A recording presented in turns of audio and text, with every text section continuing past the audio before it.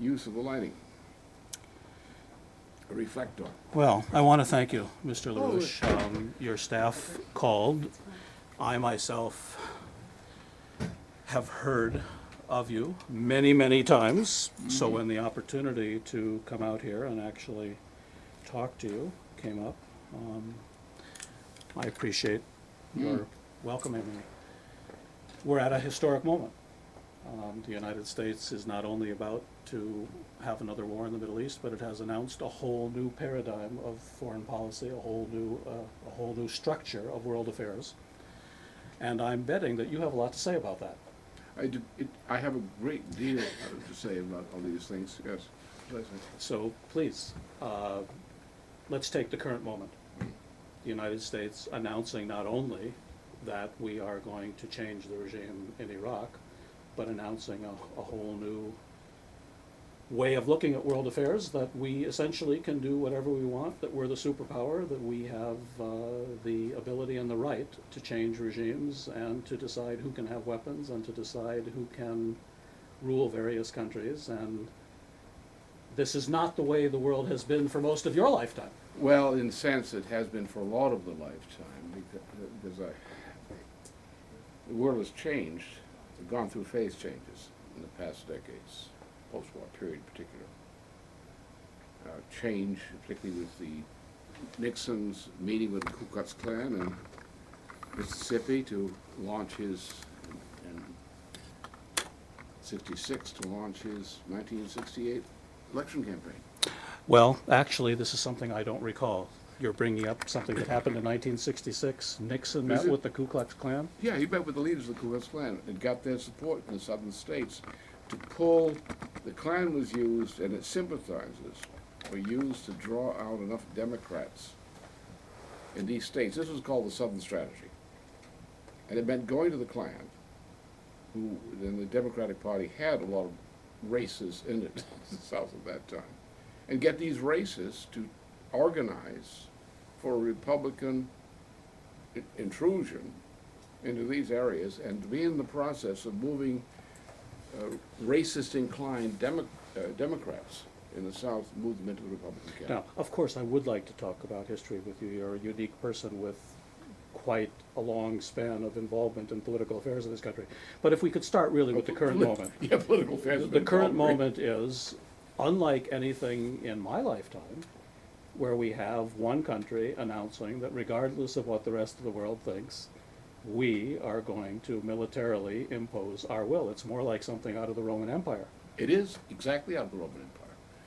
The romanticism, the tradition of the Roman Empire has been sitting around in Europe and spreading into the Americas since about 200 BC, about the time of the killing of Archimedes at Syracuse. So we really are dealing with a long history, because culture is determining, as you know. Cultural influence is transmitted from generation to generation, and they have they're embedded in the populations, and they arise and are echoed and continued in various ways. But this thing right now means essentially that following the collapse of the Soviet system in '89 through '91, The end of the Cold War. which again was a real artificial thing.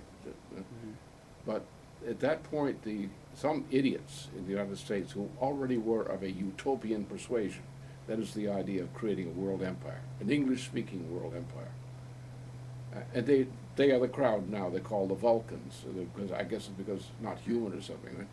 But they got this idea of world empire. And Now, when you say they, who are you referring to? this is the problem. You always got this problem with glove in hand. That sometimes you have, the pit. Well, I do occasionally read your publications. I know you have it in for certain groups and certain. I mean, certain groups are the ones pushing these but policies. the point is, behind it, essentially, is in the United States, is the American Tory tradition, which goes back a long way. The United States has always been, before its creation as a nation, back to about 1673, essentially, has been a division between what's called the American Tories and the Patriots. The Patriots were those behind Benjamin Franklin and his associates. The American Tories were around behind people like Judge Lowell and so forth, who were controlled from London. So the conflict with Britain came to the surface in 1763, the Patriots began to move toward independence, and the American Tory faction, typified by Judge Lowell in Boston and all that, moved toward sabotaging that. So you always had a division in the United States, two tendencies. But Franklin Roosevelt was in contemporary terms, where is that division? same thing.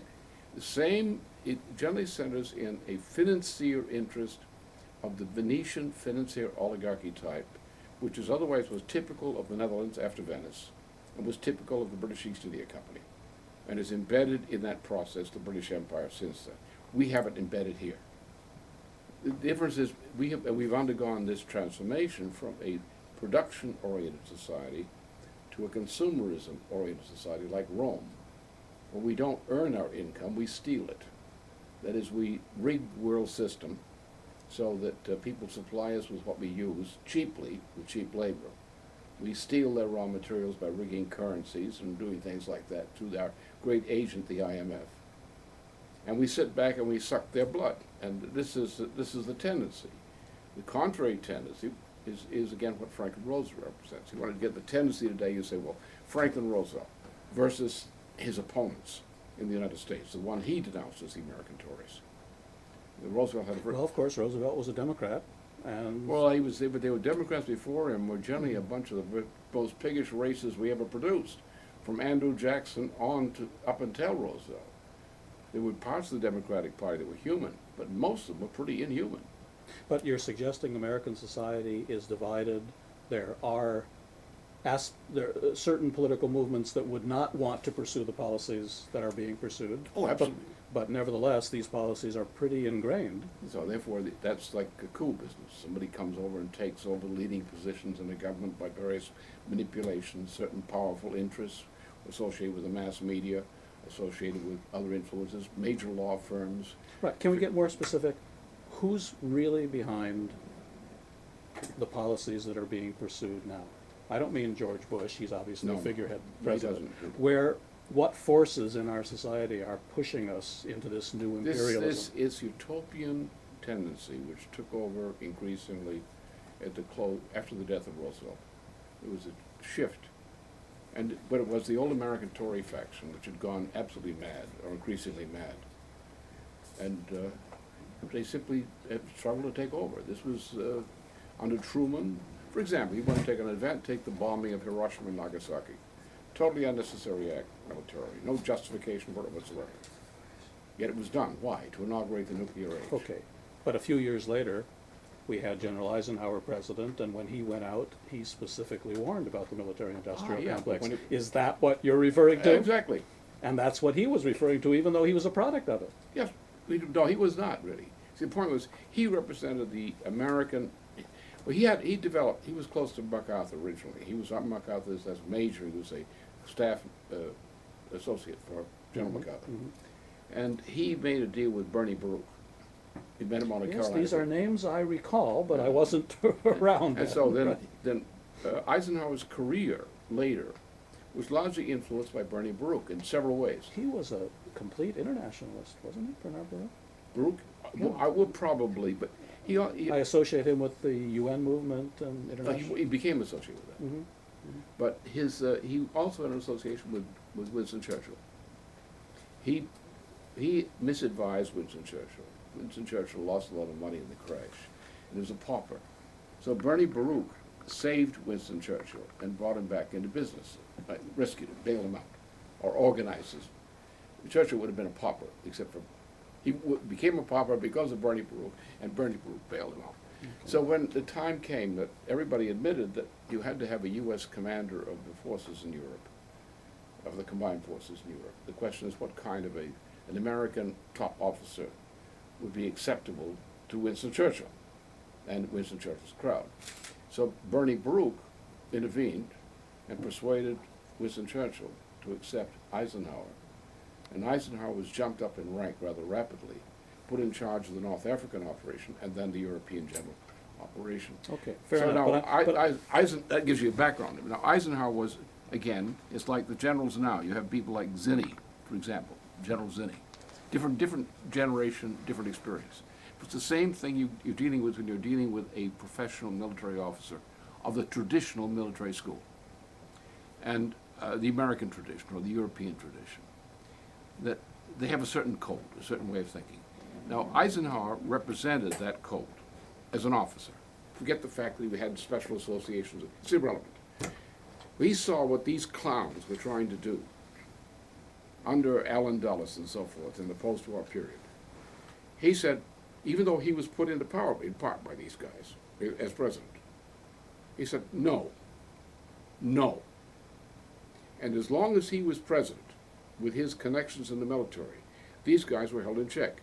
Once he retired as president, things began to go loose. Which would explain why he used his leaving office to warn so publicly. Even now, so many years later, we're still talking about that speech that he gave. He clearly wanted to send a big warning. That was a watershed in American history, that Eisenhower's resignation or retirement as presidency. And that speech was, in a sense, an appropriate speech as it's going out, the warning. But here we are, almost 50 years later. The military-industrial financial complex is more in charge than ever. They're so dominant that... You know, the term is somewhat unfortunate because it's not really military.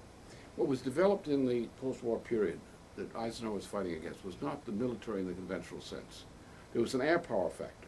There was a change in the character of composition of the U.S. military force. The creation of the Air Force as a separate arm, which is a British copy from the British, this idea. So you had an air power faction which was associated with Rand Corporation.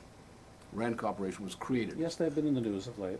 Well, they'll be in fact, so has your movement. In fact, you apparently gave this guy his start in life. No, I didn't. Unfortunately, you know, I did one thing for this guy. Now, I've never met him, and we never would have heard of him had it not been for, I assume, Richard Pearl himself, who leaked it to the Washington Post, wanting to make himself a little more important than he really. He was known. He was picked up as an asset from me. How long did he work for you? Before he became an asset of them, about a dozen years. So he worked for you for a long time. You gave him a lot of training. Yeah, and I also I kept him out of jail. He wanted to desert to avoid his service militaire, and he was hiding, and I found out about it. I got him out. Well, you mean he was France. of draft age? Oh, this is in France. Yeah, he's French. Oh. So he was, the time he'd run out for his postponing his service militaire. Right, you can put it off for a period of time, but eventually you have to go in. Right, then it got to that point he was going to hide. He was right on the point of violating the law. Mm-hmm. I got him out and I said, "You idiot." And I got him into the French military service. And I wrote a letter to the French military with whom I had some influence. What year is this? Huh? When's this? Early 1980s. He was already working for your organization in Europe? Oh. Okay. And so I pushed him into doing his service militaire, and he became protected. He became, probably because of my influence, he became protected and rose to the rank of company clerk before completing Company clerk? Yes. Mm-hmm. Now he is a strategic expert. When did he become this? That was my question. How did this company clerk become such a Middle East strategy Well, because expert? you had 1986, you had an operation run through our U.S. Justice Department and others of my enemies here. And they were trying to use the usual tactics like, shall we say, Zubatov tactics to try to recruit people from among us who they could use against me. Who's doing the recruiting here? And here, in this case, Elizabeth Kopp and her husband in Switzerland, who set up an organization called Geopol. Mm-hmm. And so what they did is they began, some of these Swiss bankers that were working with these guys. Remember, Mrs. Kopp is the cousin of Freddie Clay. I have to admit these are not names that I'm familiar Freddie with. Clay is a part of the establishment here that's involved in this thing. Mm. So he became the property in 1986 at that time. They kept him with us as a stay behind. Spy, stay behind. He's working for them. Oh, he's working for you, but he was really working for them. Exactly. Oh, okay. Takes me a while to catch on here. Well, this goes on Okay. all the time in politics. Okay. Who owns whom? Where the loyalties lie. So he, then they pulled, in 1990, they pulled him out officially. But they gave him a bank account, their bank account. He was financed by Michael Steinhardt and Mark Rich. And Mark Rich, who of course was working with the Mossad, we all now know. Well, who's he working with? I don't know. He's organized crime. He probably works with a lot of people. Right, but the Mossad has given They him a lot use- of well, they use awards and help, and apparently they got billed to, They use him. right. That's all. Just use him. He's a piece of trash. Use him. His father was a fence. So this Lawrence, pronounce his name? The Laurent Mavraviak. Okay. Yeah. He worked with you up till 1990, but he was really working for others for at least, He wasn't close to me, but he was working with my associates. okay. And then Rand picked him up? Or he Well, was, no, first or he he was was- sort of posted no. to Rand? What they did, they laundered him. First, for a while, they ran him through Geopol. He was conditioned. There was an old fellow who was of a Jabotinsky type from Paris, Polyakov. And Well, Jabotinsky I know Yeah. about, so if he was of that ilk, I can imagine Well, what kind of a we guy call he it was. the Zubatov British connection. Mhm. Eh? So he was sent to work with Polyakov to brainwash him. That is to mold him, shall we say. Mhm. Polyakov's a very rough guy, very old. I don't know if he's still alive, but he's a very rough guy. And they wrote a book, which was his official mea culpa. I now believe this. I now believe this. On the publication of this book, with the endorsement, imprimatur of Polyakov, he then was picked up by London IISS, and made laundered there. He gradually was laundered. There was a program in France. They stuck him into a French alternate program where they put some other voices in on French military issues. They laundered him to give him the odor of being a strategic thinker. The odor. You just have to use the right words. You don't have to know anything. Just use the right words. So then they brought him up again into the Rand Corporation crowd, but not the Rand Corporation mainstream. They brought him into the New York or the Washington D.C. office of Rand, not the West Coast, which is the hardcore thing. Which is obviously connected with Pearl and his little empire. All right. So then what they did is they pulled a stunt. They used him. He was working closely with the Brookings Institute too, and they used him, and he was theirs. He did nothing that they didn't tell him to do. Mhm. So Now I'm still not but this completely sure who the is they Pearl, is. Pearl and Company. Okay. And this is that whole faction. Wolfowitz. Well, Pearl and Company is also the right wing of what I call the Israeli Jewish lobby. The He's Likud wing. He's one of these ex-Trotskyists, like his patron, who went through this transformation from Trotskyist to right winger. And there are quite a number of them. It'd be interesting if you check the list. Well, I know who Trotsky is, but it doesn't come up in Washington too often these days. I know that. I know that's why you've got the security out here, because we all No, remember what happened to Trotsky. No, not that. That's not that. Other things. Just That's a much joke. more significant. Now, this is a trash area, but the problem is it's again the glove in the hand. These guys are not the makers of policy. They are gloves which are put on. If you want to run a dirty policy, Well, I want to know who the hand is. Yes, I certainly do. all right, the hand is, look in New York City for the hardcore crowd and some of the British co-thinkers. Can we have some institutions and names? Are we talking about Well, the Council sure, on but Foreign Relations? it's circles, it's networks, it's not just institutions, it's networks. Look, the way the United States is organized by the oligarchy, the U.S. oligarchy, the ruling oligarchy, as you go into New York City, Boston, Washington, D.C., and other centers, you'll find that there are certain financier interests which are behind banks. They're not the banks, but those who are behind banks, financial interests, groups of them. They are a group. They have certain major law firms which are associated with finance. Okay. These kinds of groupings, which are like Venetian family groupings, the old Venetian oligarchy, these groups control pretty much the policy. The reason they nest in Washington is because they do control Washington. They sit on this place in Washington. But I still need some more definition of they.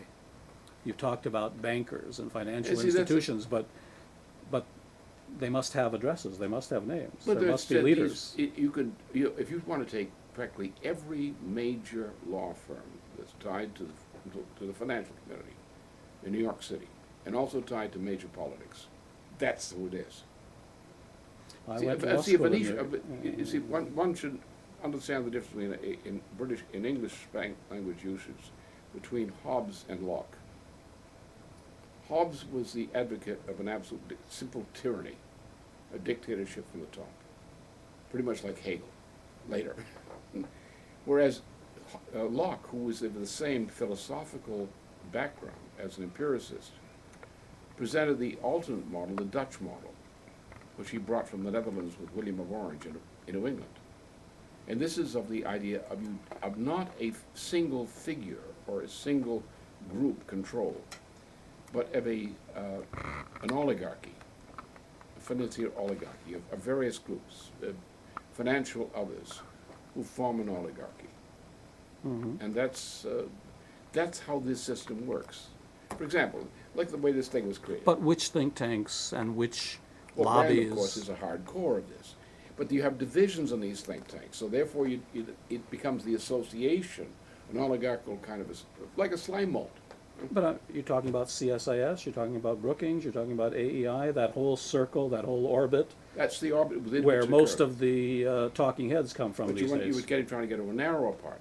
In this, you have you have factions. Mm-hmm.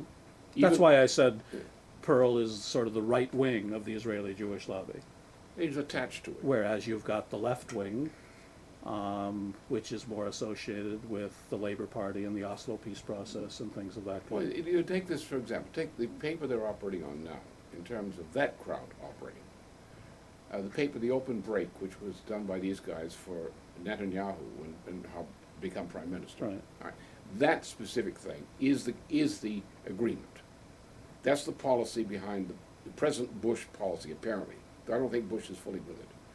There's some, no, Do we think Bush is fully with anything? no, I mean, Bush is a funny personality. To He's a deal with. very, very deep lightweight, right? Very, No. very deep, shallow fellow. Something like that, yeah.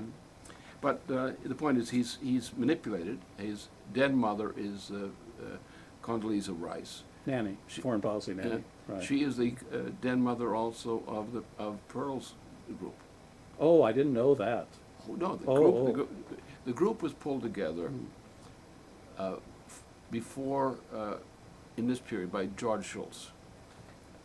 George, I remember him. all right, good. George Shultz, the guy. We all one of thought the when three Haig was guys who pushed created, out, right. August 15th, 1971. He was the guy that put through the breakup of the old Bretton Woods system. It started the floating rate. He and Paul Volcker, and Kissinger were the three guys inside the Nixon administration who pushed the policy through. All right, so Condi Rice is very much mixed up with this circle as well, She's- which explains why she's in the job she's in. She's also different. That's the problem. When you try to get to single individuals, I don't look for single individuals in my analysis of policy. I look for, because it's like a slime mold. People keep But changing. nevertheless, key people have to be put in key Exactly. jobs. Yeah. So we end up talking so about people. You look at Yeah. the composition of the people and the basis for their agreement of an association. What do they agree on? What are they working for? And you're not dealing with people who are intellectually well developed. None of these people are intellectually well developed. They're slobs. You read their writings. I read this Open Break thing. I looked at it again today. It's a piece of slop. Their policy about the Open Break is a piece of slop. Historically, it's crap. It's not worth anything. But a lot of people have agreed to it. They've signed on to it. They're all intellectual lightweights. But they are functioning like a bunch of bureaucratic fanatics, like fleas. They're functioning in a certain orbit. I look at the connection, not the individual, because they are opportunists. But how much of this has to do with Middle East oil, and how much does it have to do with Israeli influence on American policy? Well, I'm looking at the other thing. I said the hand in the glove.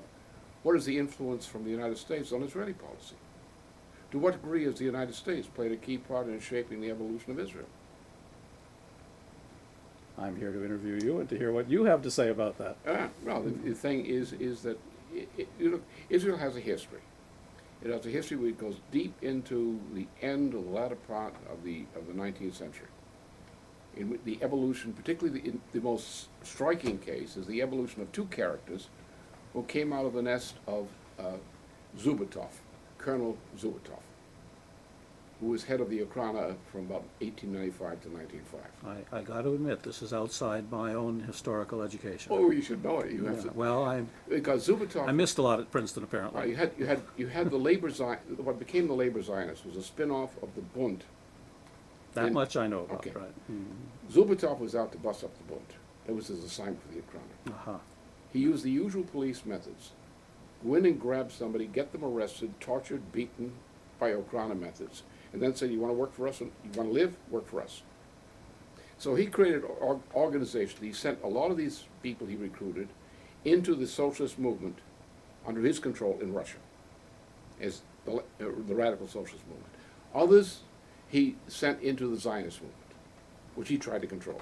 He controlled this pig in Paris who wrote the Protocols of the Elders of Zion, his man, Zubitov's man, with whom Jabotinsky worked when Jabotinsky was in Paris. Jabotinsky was also working for British intelligence, as in the case of the Young Turk operation. We're going to have to set up a database, of names and associations here, because otherwise it's going to be difficult Right. for the average listener, All right, even fine. well-educated, to... All right, I'll do the best I can.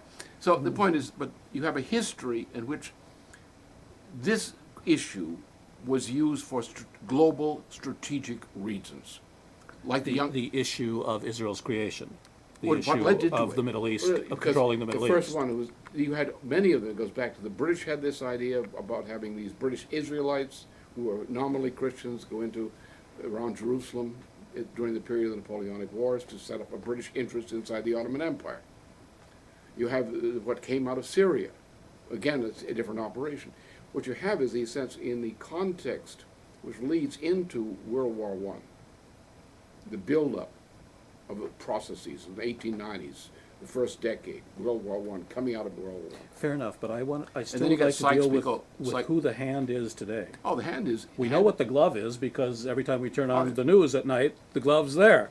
But we don't know a lot about the hand, and we don't get to talk about it on TV very much. So here's our chance. We have an Anglo-American, Venetian-style oligarchy, which in the United States was associated with the American Tory tradition, which exists today, which is centered around now, since Edward VII, has been centered around the creation of the Federal Reserve System. That is a control mechanism set up joint under a succession of presidents, chiefly Theodore Roosevelt, Woodrow Wilson, and Calvin Coolidge, these presidencies.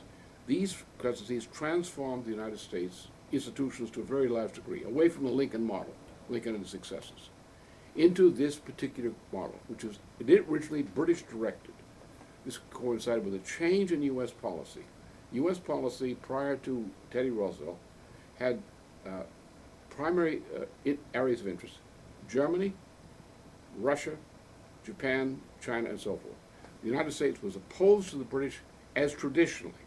Suddenly, in preparation for World War I, under Teddy Roosevelt, the United States flips, and suddenly it becomes the ally of Britain against the continent.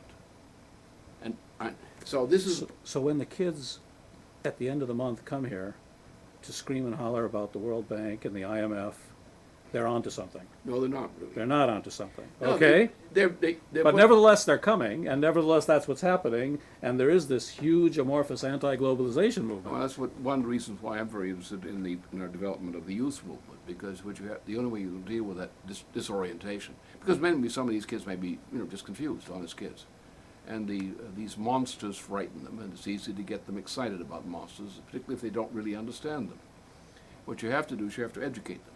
Well, even those of us, I've got 3 advanced degrees, I don't understand a lot of this, to be perfectly candid with you. And I actually studied a bit of history, and supposedly got a very good education in this country. Well, you may have. But I'd say about a third of the names you're mentioning are not ones I can identify. Well, this is the history. This is the real history. Mm-hmm. And one has to know the real history. And fair enough, but we also have to sort of put it in contemporary terms so people can see what the result is, and then we can back up. That is sometimes difficult. I can get it. I can get certain things. I mean, here we are, 2002, and history is essentially being made. We have a new American empire enunciating the doctrine not of international affairs, not of international control, not of Security Council, but of American imperialism. Yeah. And the American people with a few exceptions, seems to be rolling along with it. Well, it's only because, not really, there's a tremendous increase in resistance. This caught, remember, if people have control of their government to some degree through their influence on political parties, they don't feel helpless. They feel they can control their political parties, they control their congressmen, they can influence institutions of government. The people today, the American people today, generally think they have no control over their real party organizations or government or the policy maker. Well, in that they're right, aren't they? To a large degree, but this makes them feel that they have to adapt to what is happening, rather than deciding whether they like or going along with it or not. What I try to do is to get them to realize that they should be in control, they have the right to be in control, but they must understand what they're trying to control. And you do that primarily through your weekly magazine? As a personality, politics is personalities, not issues. What moves Okay. people is personalities. Who's committed to what? Because what people... And obviously, LaRouche Pub, you are that personality. Exactly. Okay. That's But what you're I also represent. 80 years old, That's a what? although I wouldn't have known it had they not told me in advance. I would have thought you were maybe 65 years old. God loves me. Apparently he does. I hope he loves me too, since I'm going in that direction. So politics is personalities. And that these kinds of, they're real problems, but you had people running around the streets like cruddy French revolutionaries in the French Revolution, not knowing what they're doing, but being very angry and very agitated, and not knowing what the effects are of what they're doing, just wanting to express their anger.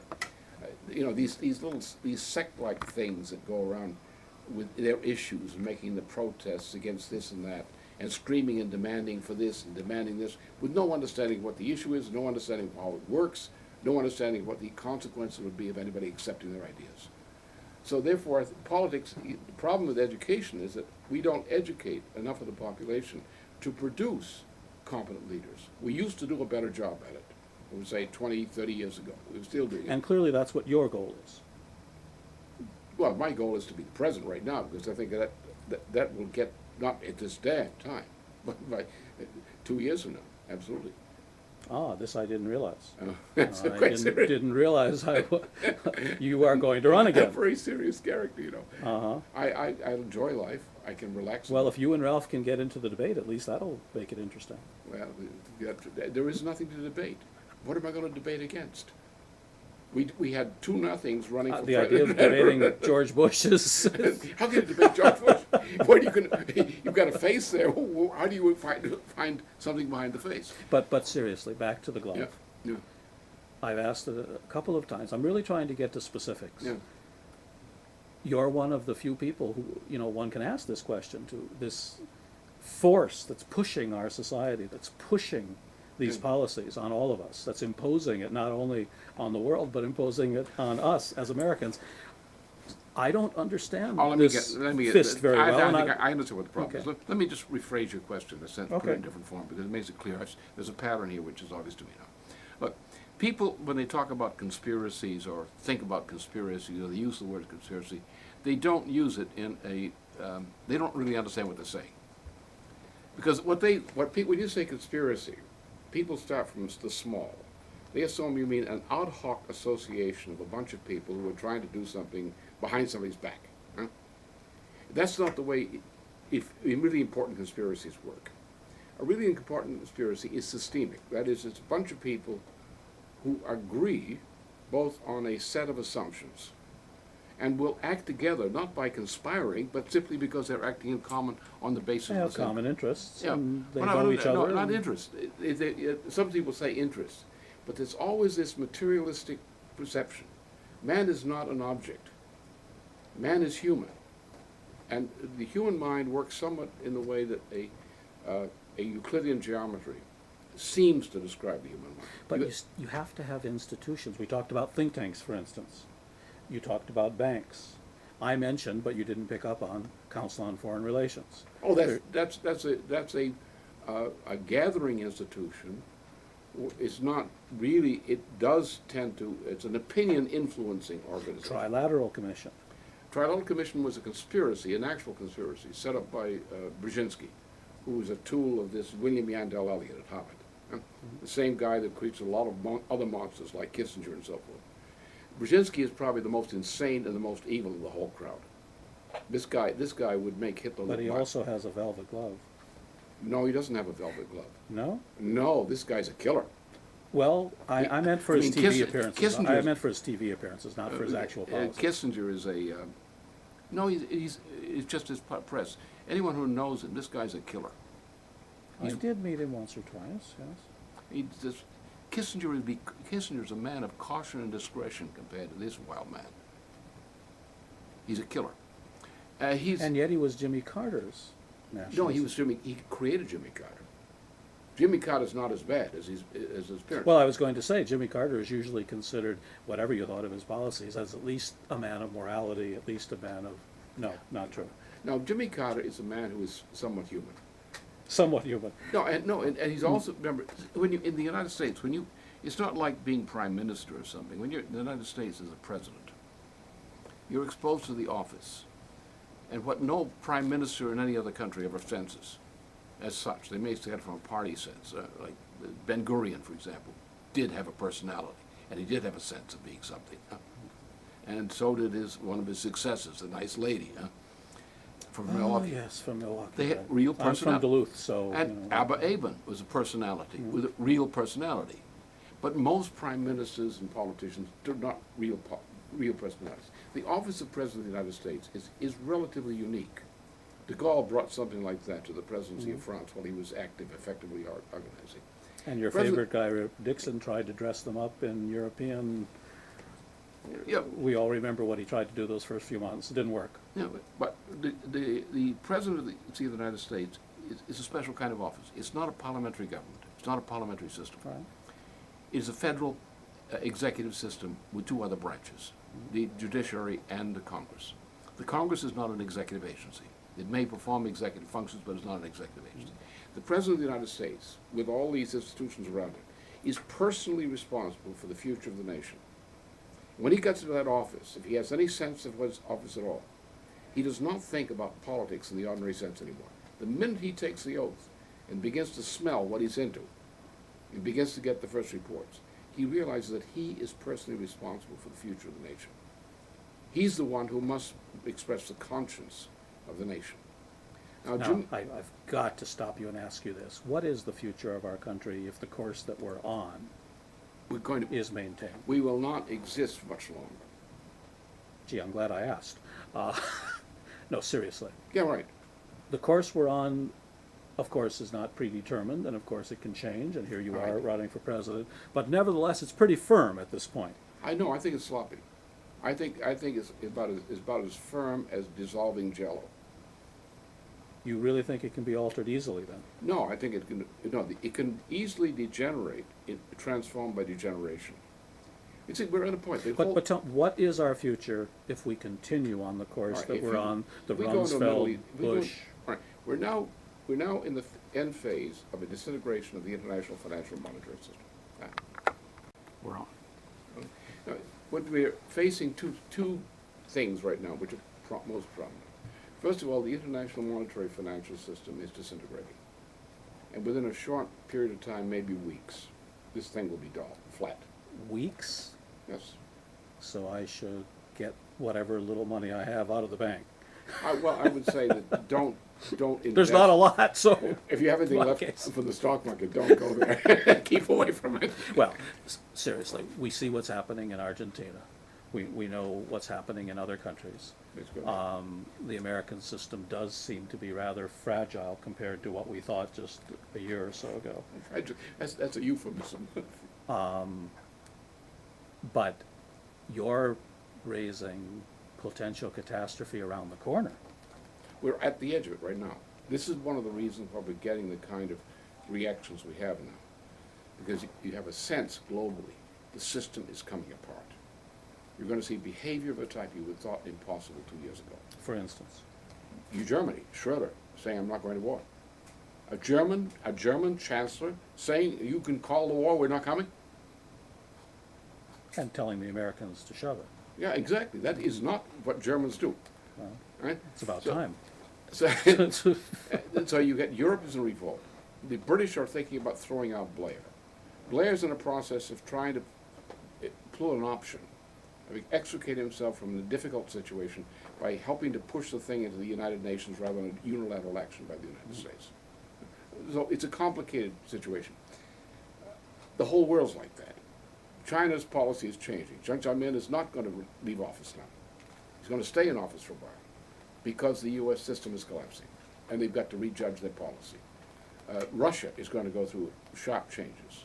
The subcontinent is in a mess. You're saying the superpower status of the United States is about to come tumbling down? The United States still has the military power in the short run, if it doesn't run out of bombs, to create a lot of hell.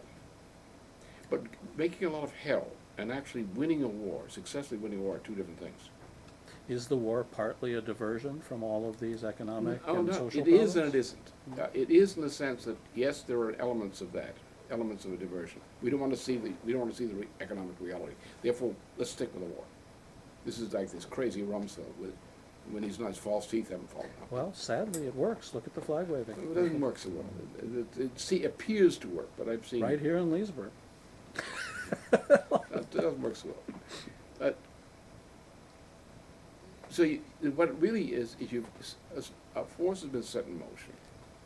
People who have an idea.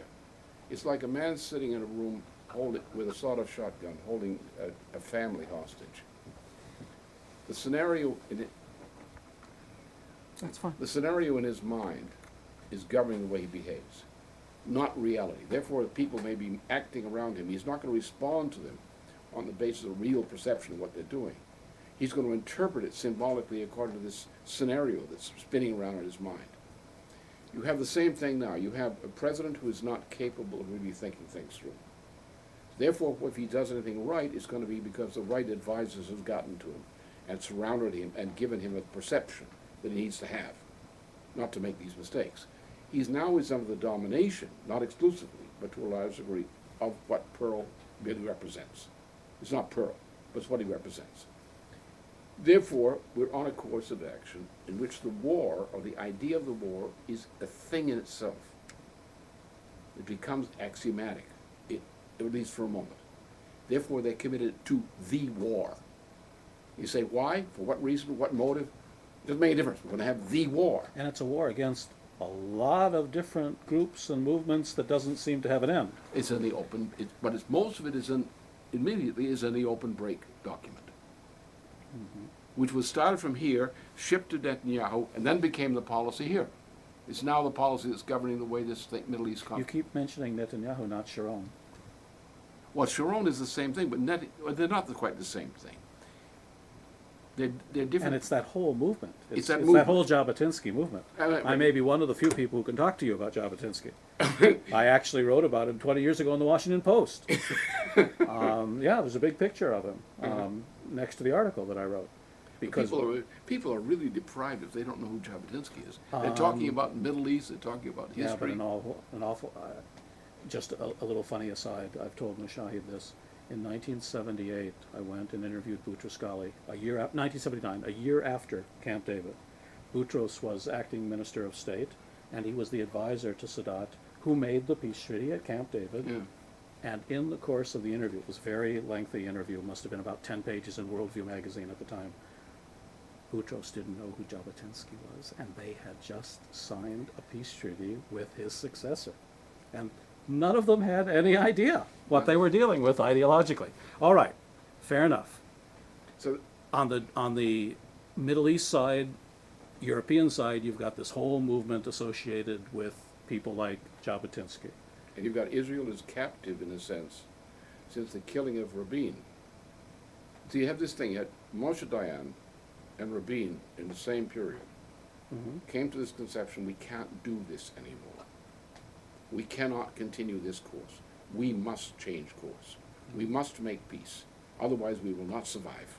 On our terms, but we can, No, yeah, right. a twist in the road. Well, no, the thing, of course, generally the impetus was, as I saw it from looking at this, because I was on this from 1974 on, that's how to get this peace, which I said has to be on an economic basis. There's another but you don't have an economic basis, it's not going to work. Sounds like you supported the Rabin's steps on the Oslo peace process? Of course. You do? That's interesting. Oh, no, why not? He's right. It was my policy, the same policy. I mean, this is when I first met some people in Israel, in that connection. Right? You didn't see it as an attempt to put the Palestinians on reservations and impose an No, apartheid I structure don't, on them? no. Because that's what many others saw it as, including quite a few people. The point was, it was very, I think it was much more elemental than that. Of course, Diane was not an idiot, and Rabin is not an idiot, and Leah, his wife, was no idiot either. And these people are not idiots. They were hardliners, not idiots. And therefore, they think the same thing that many of the military in the U.S. now think. They're thinking right now in response to these stuff. You don't think about a war or something tantamount to war unless you have an exit strategy. The exit strategy became the popular term after Vietnam. If you don't have a way of getting out of the war, and successfully, don't have it. So Rabin was attempting to create what new structure, as far as you're concerned, and He was supported it? saying, essentially, I can deal with the Al-Fatah, I can deal with them, because they will agree. And they did agree, he was right. What he got from Arafat was an agreement, and it was a worthwhile agreement. That doesn't mean that Arafat, without having freedom, is going to give up his position. He's going to wait for the state. But he's willing to enter into that agreement. This thing got followed up by the World Bank and some other things, which put in conditionalities on the economic Well, I assume it also got followed up that Rabin was assassinated. Oh, and that was the reason he was assassinated, because it was coming unfollowed in the sense that with Clinton coming in, Clinton was Clinton was probably the brightest, most intelligent president we've had in a long time. It was comparable to Jack Kennedy. But it's a tendency for flim-flam. But it's incalculable because he has these impulses at times where he really wants to act on principle. But didn't you see him also as owing his office partly and hostage to what I call the liberal wing, the Labor Party wing of the Israeli Jewish lobby? After all, he took a guy like Indig, who wasn't even a U.S. citizen, was a former intelligence agent, and made him National Security Advisor and Assistant Secretary of State. I know. I mean, he couldn't possibly have done that on merit. This was part of the way that the Clinton's career, Clinton lost his first re-election campaign as governor and was about to give up politics in that sense at that point. His wife didn't let him. Until Hillary propped him up. She didn't prop him up. She did more than that. She went to Michael Steinhardt. And Michael Steinhardt had picked up from various people that this was a very good politician. So Michael Steinhardt said, we'll put him on the list of the newly founded Democratic Leadership Council, along with people who came in like Al Gore.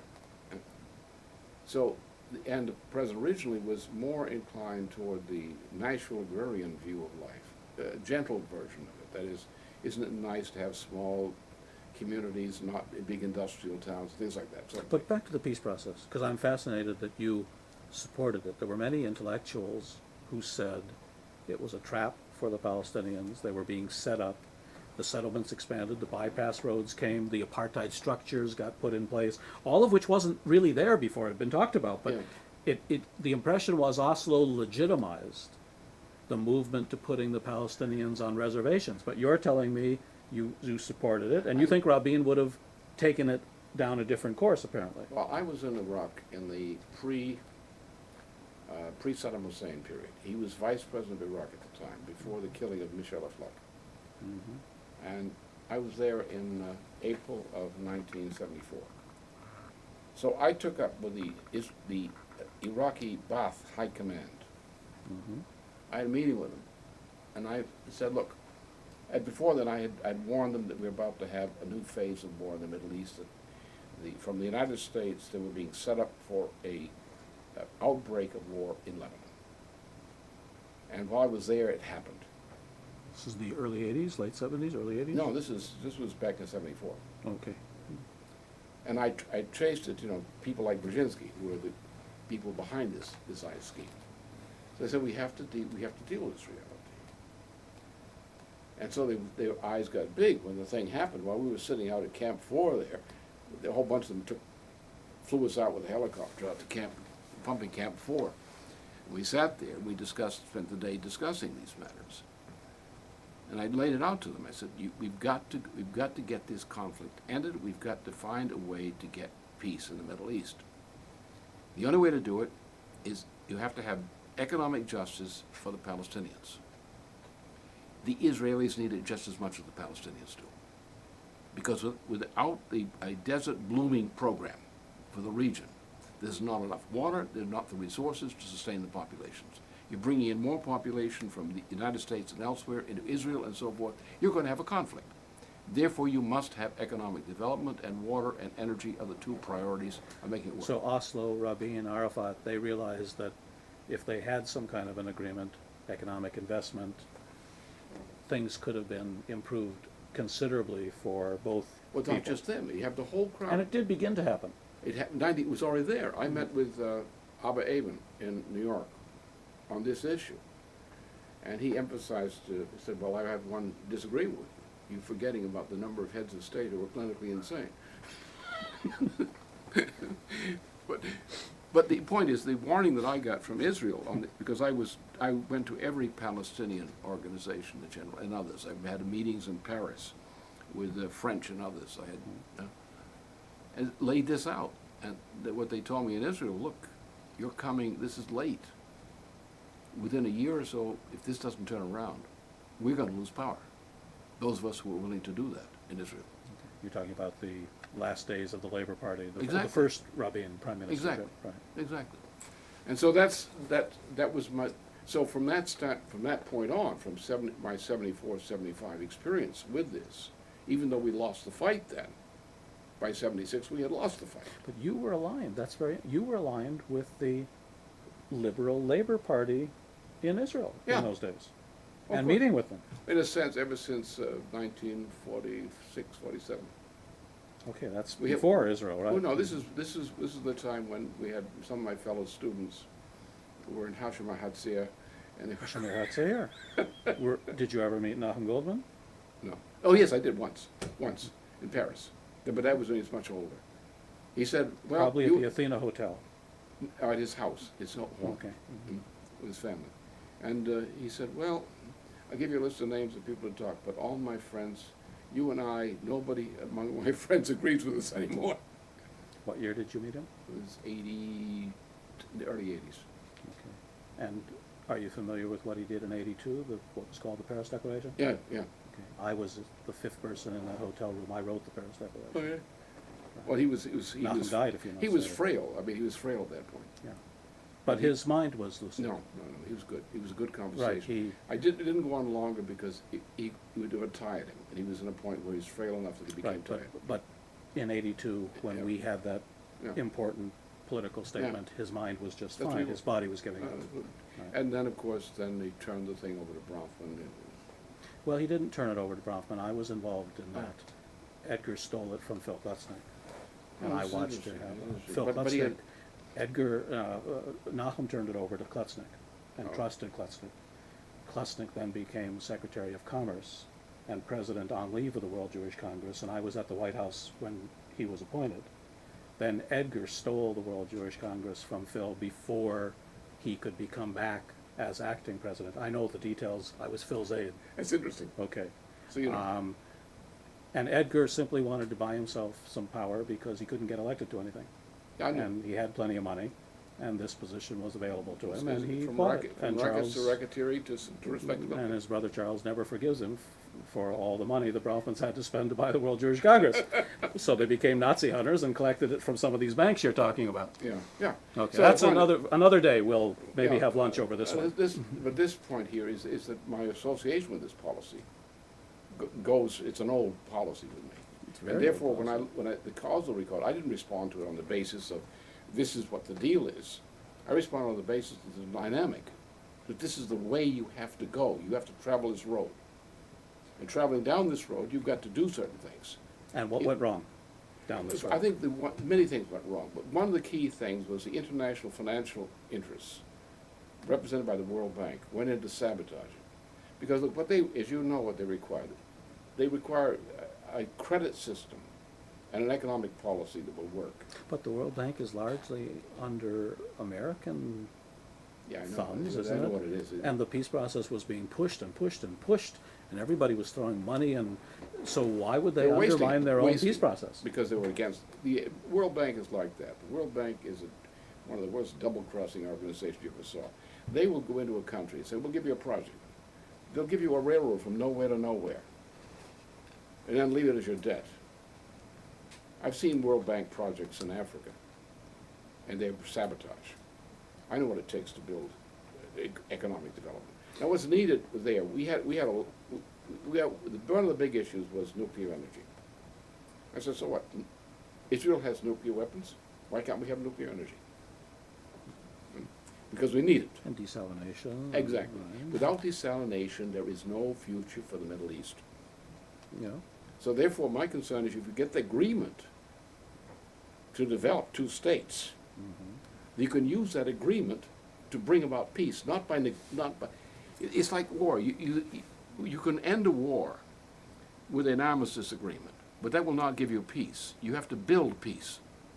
You're saying even if Rabin would have not been assassinated, there were other interests for their own reasons which were undermining. And that- strategic ones. Remember, the question that the Middle East is strategically, I mean, the mistake often is looking at the Middle East as a Israeli-Palestinian question. It is not. The Middle East was a strategic crossroads of civilization, especially European Mediterranean civilization, for centuries before anybody ever heard about That's Israeli. why it was called the Middle East. Right. It's the Middle Right, East. so because it is the crossroads of culture between Asia and the Indian Ocean and the Mediterranean region. And therefore, especially Palestine. exactly. And Lebanon and Exactly. Egypt and Ever since the Canaan. coast, right. Ever since the colonies of Canaan. Not so much Arabia and all, which were much more closed areas, but the Levant there. Well, the Arabian oil came up only under Edward VII, who with the Admiral Fisher policy decided to steal what's now called Kuwait for the British monarchy as its private control of oil for the British war fleet during World War I. But the Ottoman Empire collapsed, the series of mandates, the carving up of the region, and now what's happening? What's the point first is- of all, what do you think's happening now, and second of all, what's the result going to be? See, if you take your eyes off the narrow Israeli-Palestinian Arab conflict and say, wait a minute, we've got two people on stage, they're fighting, other people are involved, fighting. What's the fight about? Is somebody playing them both?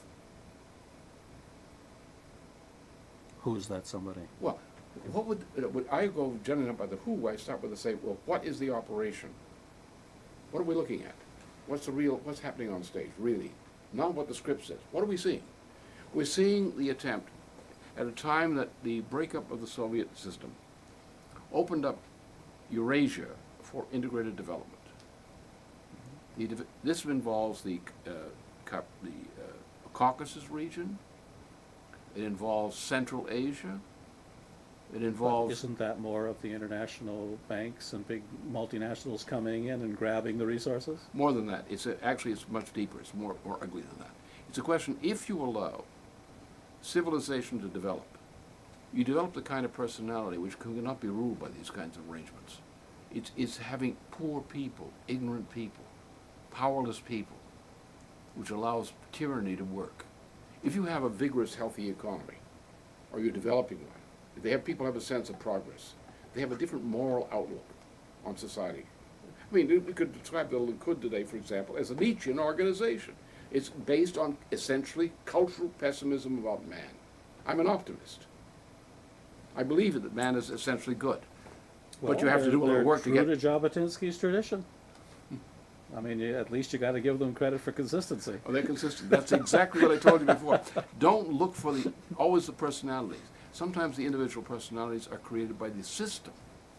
There's a systemic agreement. But the post-Holocaust Jewish world has some reason for skepticism about, human society. Well, the problem is the Nazis and others were very shrewd. They knew what Jews to kill. What did they go at the core of? They went at the the essential part of Judaism, the modern Judaism, since Moses Mendelssohn, or Maimonides before him, but Mendelssohn is the epitome of it, is the German Jew who was given freedom by the struggles by Joseph II and so forth to create political equality, political existence, who became an integral functioning and leading part of German culture. These guys who had been beggars and peddlers and weren't allowed to marry, suddenly their children become the scientists, the doctors, the thinkers, the philosophers. Fair enough, but All right, back to the Middle East. Then the Yiddish Renaissance in Eastern Europe, which is the Bund typifies. Right? These were two forces which were tended to be integrative forces for Europe. These were the forces for And peace. that's my heritage. That's where my grandparents came from on both Well, sides, and then they came to this country. That's where the civil rights movement around King was organized in the United States with the support of people who were children of the Yiddish Renaissance, largely. People who came over here from Poland and other places as refugees, who came here with the Bund tradition, the workman's circle tradition, of fighting for freedom. And they supported freedom of others because they said freedom for others protects us. Now, absolutely fascinating, but since we've only got one afternoon to start with today, I really want to go back to the question, what is now happening in the Middle East, the interconnection between our country and the West and the region, and where is it going to take All right. us, unless somebody stops it? Well, Israel is now a hand grenade, which somebody is throwing against something. What's the future of the hand grenade? Who's throwing it? Tell me first who's throwing it. I tell you exactly this way. This crowd, the gang that is using these fools, such as the Pearl. Pearl is nothing but a fool. He's a dangerous, nasty fool, but he's a fool. He's not intended to survive this. But it's Pearl, it's Ginsa, it's Brookings, it's AEI. Brookings are different. Not with Martin taking over there now. Oh, well, anyway. But the point Brookings is, used to be different. Now it's part of the Jewish lobby. but the point Some is that guy Sarban bought him an institute there. sometimes the glove and the hand get mixed up. Right? They interact. And it's tough to get the glove off the hand. You have to slide it on. Okay, so who's throwing the hand grenade? The hand is the oligarchy, it's the bankers, the guys who hate me. Just take all the so-called Jewish names off the list. And now we look at the list of people who hate me. You got it. Well, I'm getting it. You got it. You got it. And where is this going to take us? Because the division with these guys, is the division is the Jabotinsky issue. Same issue. To me, this is fascism. Pure and simple fascism. Fascist mentality. Yes, agreed. Okay, so that's the problem. And so they these have are twisted the Oslo peace process that you initially supported into an apartheid peace, Yeah, which has blown up and has created many hand grenades. yeah, I know. Many But of them are now carried by persons. This is intended. This is a global strategic operation of a certain network, English-speaking world network, which thinks that an English-speaking power, of an oligarchical power, can take over the world. And where is it taking us? Where are we going? It's taking it, well, first, you see, the problem is, as I said to our friends in Italy, well, because they understand history of Italy, I said the failure of this Roman Empire designed by the United States is the following. The Romans established their empire at the height of their power. These idiots are establishing it at the end of its power. So you have, what you have is a kind of a civilization which, if it allows itself to be governed this way, will not survive. You've had civilizations go on. I need you to be more specific. What's going to crumble? The economic system The economic first? system will crumble if they go. Which is why we want to grab all the oil and no, keep ourselves lubricated. Well, that's what they say, but that I think is more different. The point is that they're insane. So I don't count on their having a lust for this or lust for that. They are operating on their scenario in their heads. They're not necessarily responding to reality as reality. They may revolve to it symbolically, but they don't know what they're talking about. Most of these guys don't even know what production is. They're post-industrial fools. They don't know what production is. They don't understand it. So they don't think in terms of the realities of production. But they're in a point where if you go into a war with the United States and the rest of the world in the condition it's in, it's a war that you cannot win because you cannot bring peace about.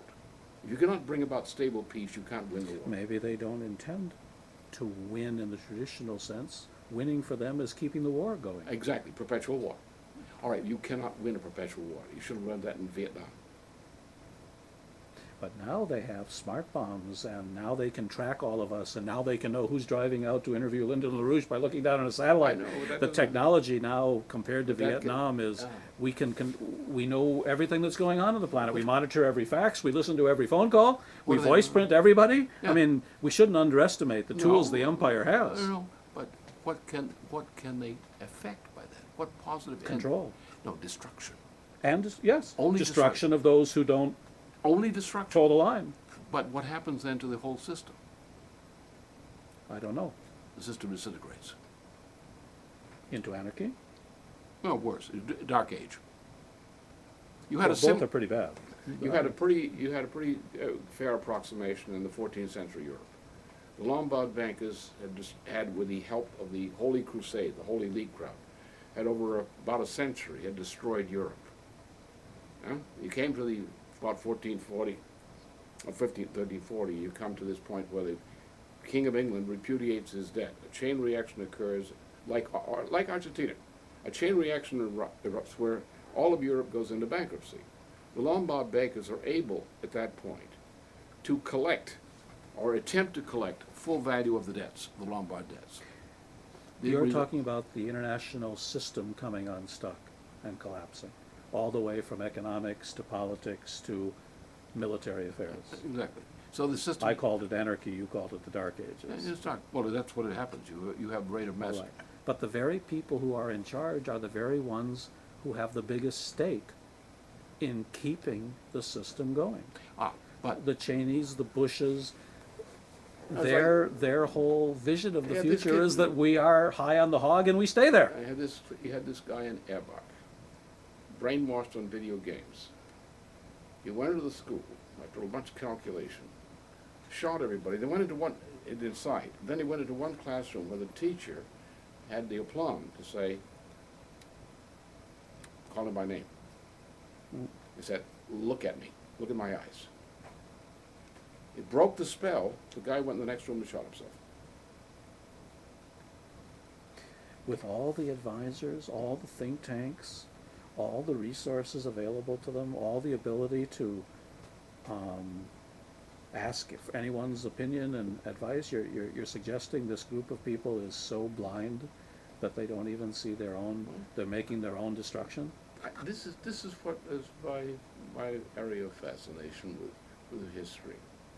It is the case that people do not see. It's the Plato problem about the cave. The cave What- allegory. You see Yes. the shadows, not the reality. Yeah. And when you believe in shadows and you add a few false ones in there, a few misinterpretations, you create a world that is not the real world. So you're out there in the colorful sunshine trying to let people know that they ought to get out of the cave. Yeah. No, but the point is reality, and Right, not- the colorful sunshine. and that's right. how civilization destroyed themselves. One of my favorite Heine poems is Belshazzar. You know it? Some of the things you talk about I know something about, sometimes I'm afraid I don't. You don't know Belshazzar? No. The king of Sorry. Babylon. I know a little bit One about night, Babylon, ma- but many take Ufassen. Went under that night. And that is typical. It's like what Shelley did with his Ozymandias in that poem he composed in Egypt. if you get elected president 2 years from now, what are you going to do about all this? Well, I'm completely prepared. I have some very definite plans, which I've written out. Now, actually, I think probably you're not going to be president, but I really wanted to know what we could do about all this, whether you're president or not. What I would do is what I was saying today with these interviews. First of all, I would know if the minute I was elected, the minute I was sworn in, and was president, I would do two things simultaneously. Issue a series of prepared executive orders, which are within the power of the presidency, pertaining to, among other things, to reorganizing the banking system, which is now bankrupt, which means a general government-supervised reorganization of the Federal Reserve System is immediately required. Otherwise, this thing is going to go in chaos. I gather Mr. Greenspan is finally going to resign. Well, he's resigned a long time ago. It just hasn't. He resigned, but resigned from what? He's not going to be around while you're there. No. And then the second thing is call the Europeans right away, and to say, we're gonna straighten out this mess, we're gonna bring peace in the Middle East right now. And they'll support me immediately. And bringing peace to the Middle East would require what specifically? An absolute commitment and observation that nobody would deny is serious. We're not going to have the killing. And at this point, I'm in a position I think I can get most of the Arab world to support me too. But specifically, what does that mean? That means that we're going to go with a peace plan. We're going to essentially go with the objective of peace in the Middle East. We're not going to have religious warfare. That's out. What are the Israelis going to have to do? Just do what they should do, which is, I mean, what Rabin was starting from, what others were starting from. You have people in Israel who are thinking that direction still. But what? What? Stop the building program. Energy and water. Large scale, what was proposed before, at the end of World War I, what was proposed is the large scale water projects, water development projects. The first thing you have to have. If people don't have water to live, they're not going to be able to survive. Large scale water projects, agricultural projects, industrial projects. Right, but you can't have any of that until you've solved the political geographical problems. Ah, but if you say, see, peace, that's the question of war and peace. You have to have peace firmly in view before you have war, or before you can end war. So therefore you must announce your peace plan first, then you can end your war.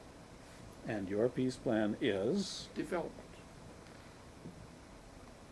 Are the settlements going to be totally ended?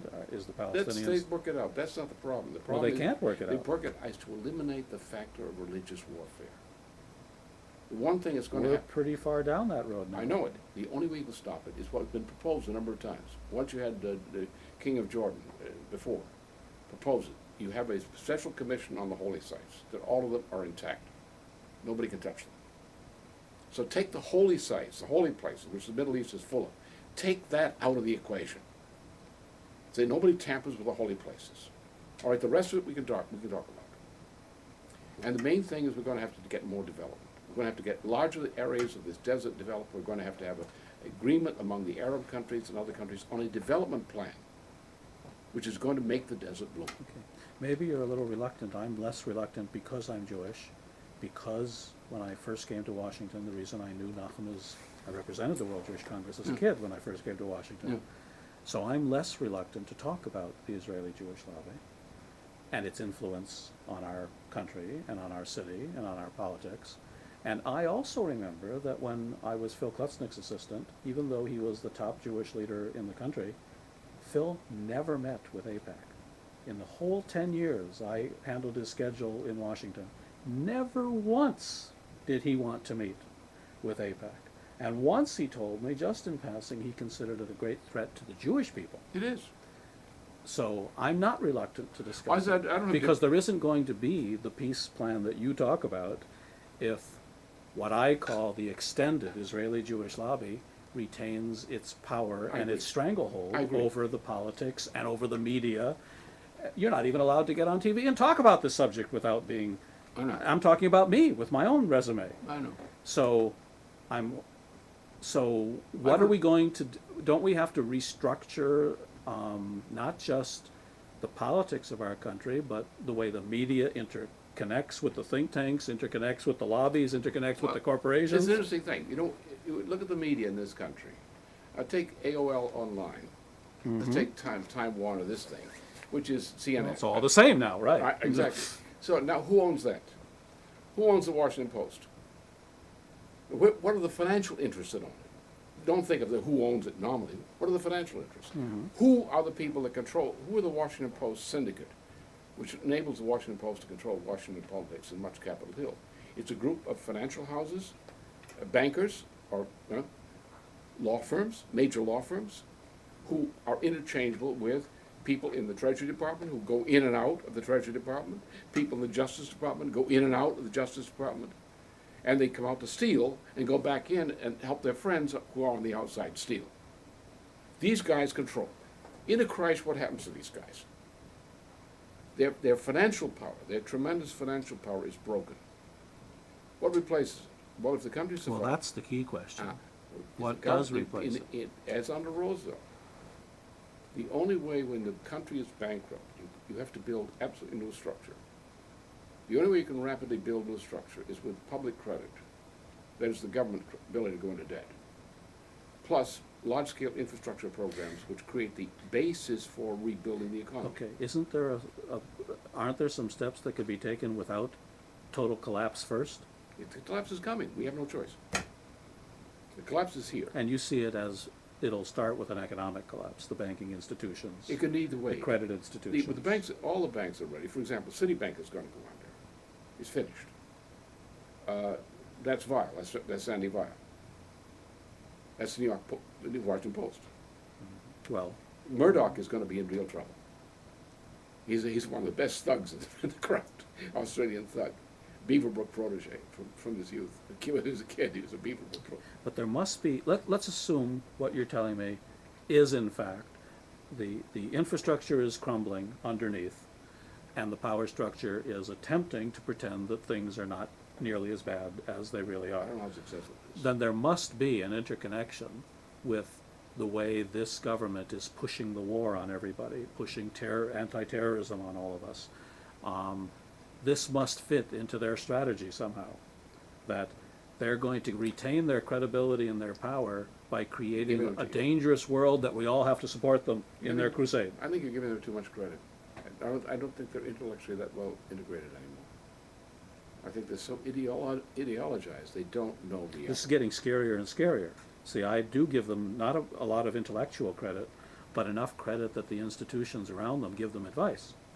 But We spend billions and billions of dollars, you know, they're supposed to get. I don't give any much credence to these advisors. I find, you know, like you got Zinni was out. They spoke yesterday, day before yesterday, I think his profile. Zinni was here, you said? He was speaking. Oh, he was speaking, I haven't. He was speaking in Washington. Okay, I missed it, yeah. And this guy who went as a young junior officer in Vietnam, or field grade officer, seriously wounded, got out alive, went on to resume his career, went through the higher training program. And there are a lot of guys like this who are out, just retiring or something, out of this. And those who went through the Vietnam experience as officers, realizing what they'd been through as they came out, what a failure, what a farce, what a disgusting thing it was, began to really think about this term. They use exit strategy, which is their favorite term. Which they're much better terms, they're the older classical terms. Well, if you face 10 years trying to get out of a war, you think about an exit strategy for the next one. Wow, you think about how should we think? We made a mistake, we collectively. What was wrong? What mistake did we make? Not what mistake in particular, what mistake in principle did we make? What principle should we have known that we violated to allow us to get into this stuff? How could we have avoided this? How should the United States government have avoided it? So they look at these situations now, and they say, you're going to start a war? Well, yeah, we can kill a lot of people. But can you get the people, the survivors, to accept what you... We don't have an exit strategy from the war that's coming, do we? I know, exactly, we don't. And therefore, these guys are saying, don't start it. But they're going to be overruled. They've already been overruled. I don't know if they have been. From what I can tell, the troops are already landing, the military equipment's already being sent. It's all in motion, Right. but it is not the fat lady hasn't sung yet. You really think this war can be It's still stopped? It still can be stopped. And what steps could be taken? By whom?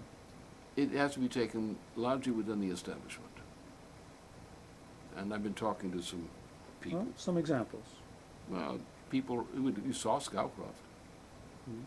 You saw what he did. Yeah, sure. And Scowcroft is he's a little older than Zinni from that same experience. And amazing, coming from the very guy who wrote the book with the former president Exactly. all about this. Exactly. But nevertheless, doesn't But- seem to be.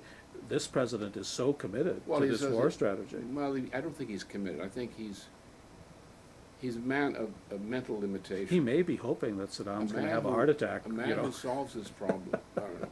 A man who solves his problem by getting on Air Force One, flying around the world on a treadmill, and increasing the number of hours he spends on the treadmill. This guy, to talk about his commitment. I mean, the guy is in flight forward.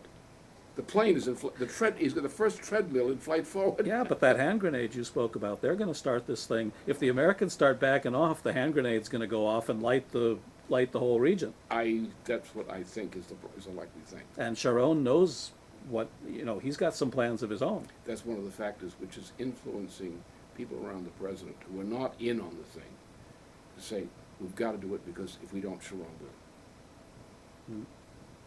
And We got 3 nuclear submarines, or nuclear-armed submarines, as well as airborne nuclear missiles. And you put Sharon and his hardcore people against the wall, all right, and they're going to start saying Masada, Masada, Masada. You've talked about Jabotinsky, and you've talked about those movements.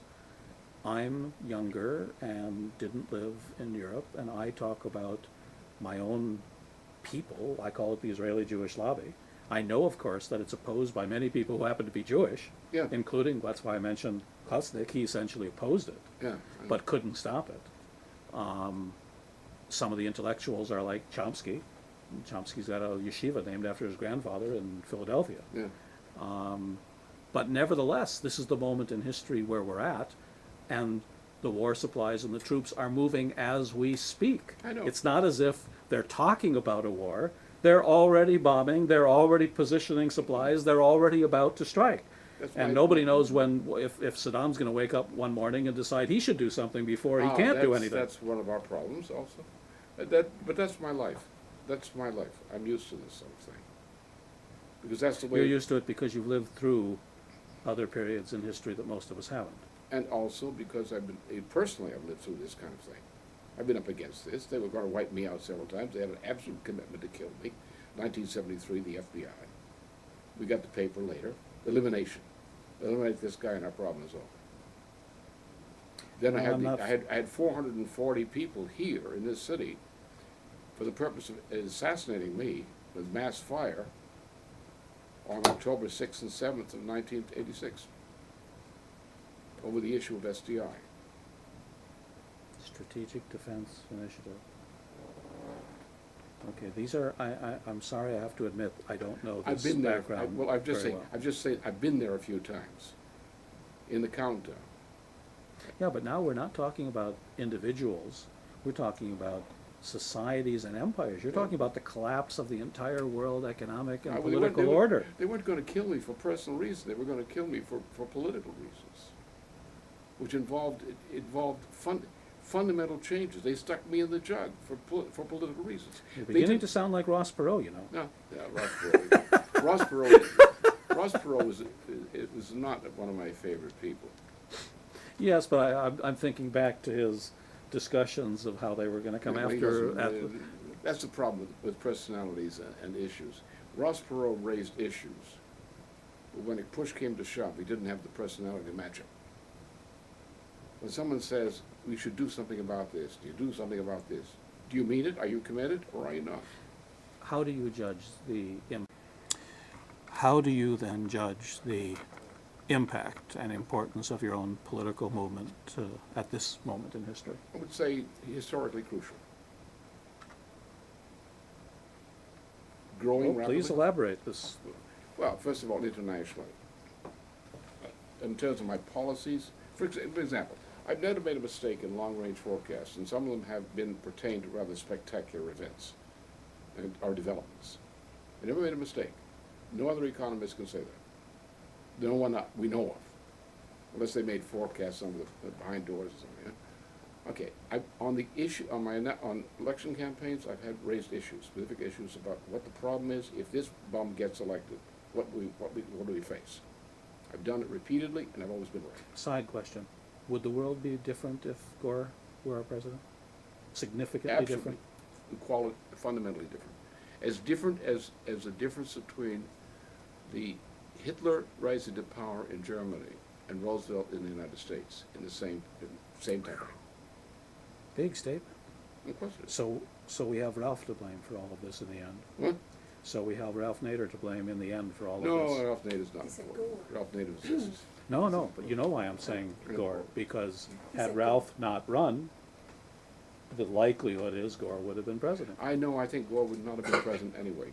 Look, Okay, Gore, well, that was my presumption, which is why I mentioned Ralph. No, Ralph, no, because Gore would, this is interesting about history. I expected that the Gore would elect Bush. I said so. And how do you do it? Well, Clinton did everything possible to get Gore some votes. But Gore turned against Clinton, as I knew he would. Therefore, he would lose the election. What he did something to me, which was particularly Gore did? fateful in Arkansas during the primary. Mm-hmm. He had my delegates stolen, just arbitrarily discounted and appointed his own delegates. Yeah, I kind of remember No, something but about the it. result Yeah, is, okay. no, but the result was, is that he, instead of concentrating on Arkansas, because if he had carried Arkansas, he would have had enough electoral college votes. He would have been Yeah, president he'd be before president, Florida. Right, that's right. But the idiot, instead of going to Arkansas, where he had a sure thing, if he behaved himself with me, it was absolutely sure, he went to Florida and lost it in Florida. He lost it not because of what happened in Florida, he lost it because the damn fool didn't go to Arkansas. But even though you believe so strongly in these institutions that are pushing and manipulating, Yeah. you still think it really matters what individuals get in charge. Because in a time of crisis, individuals are able to exert the greatest influence on institutions. Right, that explains it. Yeah. And Gore would never have taken us down the course that There's this. nothing to Gore. It's an empty man. The empty cask with a face on it. Yes, but nevertheless, you said things would be very, very different. Well, no, Bush and Gore, the question is which would be worse. Okay. The problem was the institutions, they all knew what they were doing. The institutions agreed that they were going to put two dummies. There were a number of candidates who would have been equally available if the party organizations and so forth had decided to let them, give them exposure, real exposure, set up real debates. There are all kinds of candidates who could have come into the picture and changed the character of the election, so that you would have had a decision rather than a decision by default. We had two defaults and no decision. So the decision was to let this happen. You know you're going into one of the worst crises in the history of mankind, modern times, in this period. Mm-hmm. It's obvious. Because the people who were postponing the crisis were pumping money through Wall Street and everything else to try to postpone this until after the election. They did that. But they wanted two dummies in there. They didn't want the issue of the economic issue to come out of the election campaign. So they got the two dummies, which ensured that there would be no president worth the name in the White House when the crash hit. And I gather you foresee 2 years from now that the situation could have deteriorated so badly in this country that there'll be more people interested in your ideas and listening to you. No, No? much more. No, there would be if we got that far. What will happen is probably this year, the remainder of this year and the beginning of next year, certain changes will be made in U.S. institutions. Come on, let's have the details here. No, in terms of the policies I'm pushing. There will be a policy configuration change in U.S. and foreign institutions. To buttress To the go system as to- it is. The idea that catches on, which is what I represent. Franklin Roosevelt saved the United States from the legacy of Teddy Roosevelt, Wilson, and Coolidge. We come to a time when the same thing has With to all be of the new institutions, all of the new plans, including Social Security and things. You have to do it now. You have to take the Roosevelt experience. And this government is going to do it since they're going to be in power for the next 2 years, right? They have no, going to have to be done now. They won't survive if they don't. And you've got people, I think, in the institutions behind the scenes who are capable of recognizing that. Look, for example, look at the railroads. who are these people that you're looking to? Even some of the George Bush circles. You have your moments The of old- being the old very tr- bleak and very, very anxious about the world immediately ahead, and now you're telling me that the bad guys are going to restructure things. No, they're not the bad guys. Well, I used it. It's my phrase. I know. I don't Okay. use those vengeful types of words. Well, they're bad guys for me. Because the human beings, Mm-hmm. well, some are bad, but I mean, human beings are human beings, and they're capable of great foibles. And when they see their institutions coming apart, They may decide, they may have a Damascus Road conversion. They do occur. Mm-hmm. And people would say, we've made a mistake. And step one is the banking system? Well, no, step one is being forced by circumstances to do something about the collapse of the banking system. And what are they gonna do about it? Well, very We don't simple. have a lot of extra money Well, these days. We've been They spending it don't- pretty. Don't try to do it with money. Money's something you print. Don't try to do it. Don't try to do it with just money. What you have to do is you have to say, well, the banking system is bankrupt. What do we do? Well, the banking system, the U.S. banking system is controlled. The Federal Reserve System is bankrupt. If the major banks of the Federal Reserve System are bankrupt, the system is bankrupt, isn't it? Mhm. Well, then what is the Federal Reserve System? Well, under law, it's a creation of government. So what does the government have to do? The government puts the Federal Reserve System through bankruptcy reorganization. Last time was under FDR. Exactly. That's how we got out of the Depression, Exactly. from what my parents told me, Yeah, right? exactly. Uh-huh. So therefore, what does that mean? If you want to make it stick, that means you're going for a national bank instead of a central bank. Because you have to use national credit. Because you can't sit back and just say, reorganize it. You've got to collapse the economy. But you're suggesting the power system in Washington, which is now so polarized and so divided, within a short time of months or a year, is going to totally reform these crucial institutions? They don't even seem able to pass the budget these days. In a certain way, I'm a special kind of revolutionary. I believe in revolutions. I don't believe in the bloody ones. I believe in as unbloody as possible.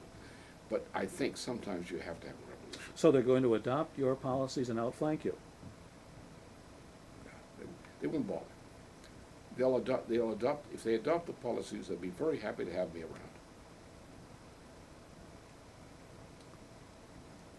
It's a little, the time frames that you're dealing with are practically immediate time frames. His time, the measurement of time is relative. What the time is measured by the dynamic of the action. When things You are going to run for president, and where do you think your support is going to primarily come from this time? Well, I get a lot of it from a lot of different people. I get a lot of it from. In fact, where do you get, you publish a weekly publication. Oh, these are people who are. That costs money. All kinds of people who support. Primarily individuals? Yeah, mostly individuals. Okay. You have no big, No angels. okay. So you've got a lot of individuals that believe in you and help support you. Or But who running believe- for president requires pretty substantial Well, funds maybe it these does. days. Maybe it doesn't require as much as people think. Because if you're running a campaign based on buying your way into influence, that's very costly. If you're asking the people to elect you, really, But not the people choose- have to know that you're there. The They do. people have to Look, reach you can walk in almost any assembly in the United States, anywhere in the United States. Somebody walks to the head of the room and does one thing, drops my name. The meeting will probably break up immediately. Is it that bad? It happens all the time. The meeting will break up because, It divide into an angry, rioting session. From saying, "Oh, hear him! No, shut him up! Oh, hear him!" You know, and then somebody will start with certain expletives on top of that. Right? but most of these people have never heard you. Oh no, they have heard me. Where would people I'm a fairly well, for educated guy, I and I've saturated- never I heard, saturated the United States airwaves in 1984. Television, with television advertising? half-hour program. Yeah, there were, come to think of it, I do recall, right. And we, as a result of that, in '86, we won an election in Illinois, and a few others elsewhere, as a result of the radiation of that effect. There are very few people of that generation. Now, the current generation is somewhat different. The young one is coming up, because they've had less education, less development. But the generations that And passed. it's the MTV generation, the attention span's about a minute and a half at maximum. Well, don't kid yourself. Some of these young kids are smart. They're very not well smart, educated, but their attention span is limited. not so much as you think. We're finding a lot of them. What their attention span is limited by their anger. And You think about how the alienation, mind works. yes. If you get somebody who cannot think about anything without going through an association complex, which results in an explosion of rage, their attention span is shortened by the rage factor. People who are addicts of video games, of course, have a destruction of the beta rhythms in their cortex. They do. Therefore, you don't be surprised if they're unable to express passion about anything except dispassionately shooting teachers and students. Right? The problem with these kids is they know that they are a no future generation under present rules. They know the education they're getting in universities is a farce if they're getting it at all. It's costly and it's farcical. They're not getting an education in universities, they're seeking social status because they're not learning anything. Contacts. Yeah. No, they're looking And for the fact friendship, that they yeah. went through university, now gives them a social status. When they apply for a position in life, presumably they're going to get a better position because they know something? No, because they went to the university. The right university. Exactly. Yes, I did some So of it's that social myself, status. right. So Uh-huh. parents pay immense amounts of money, like places like Stanford University.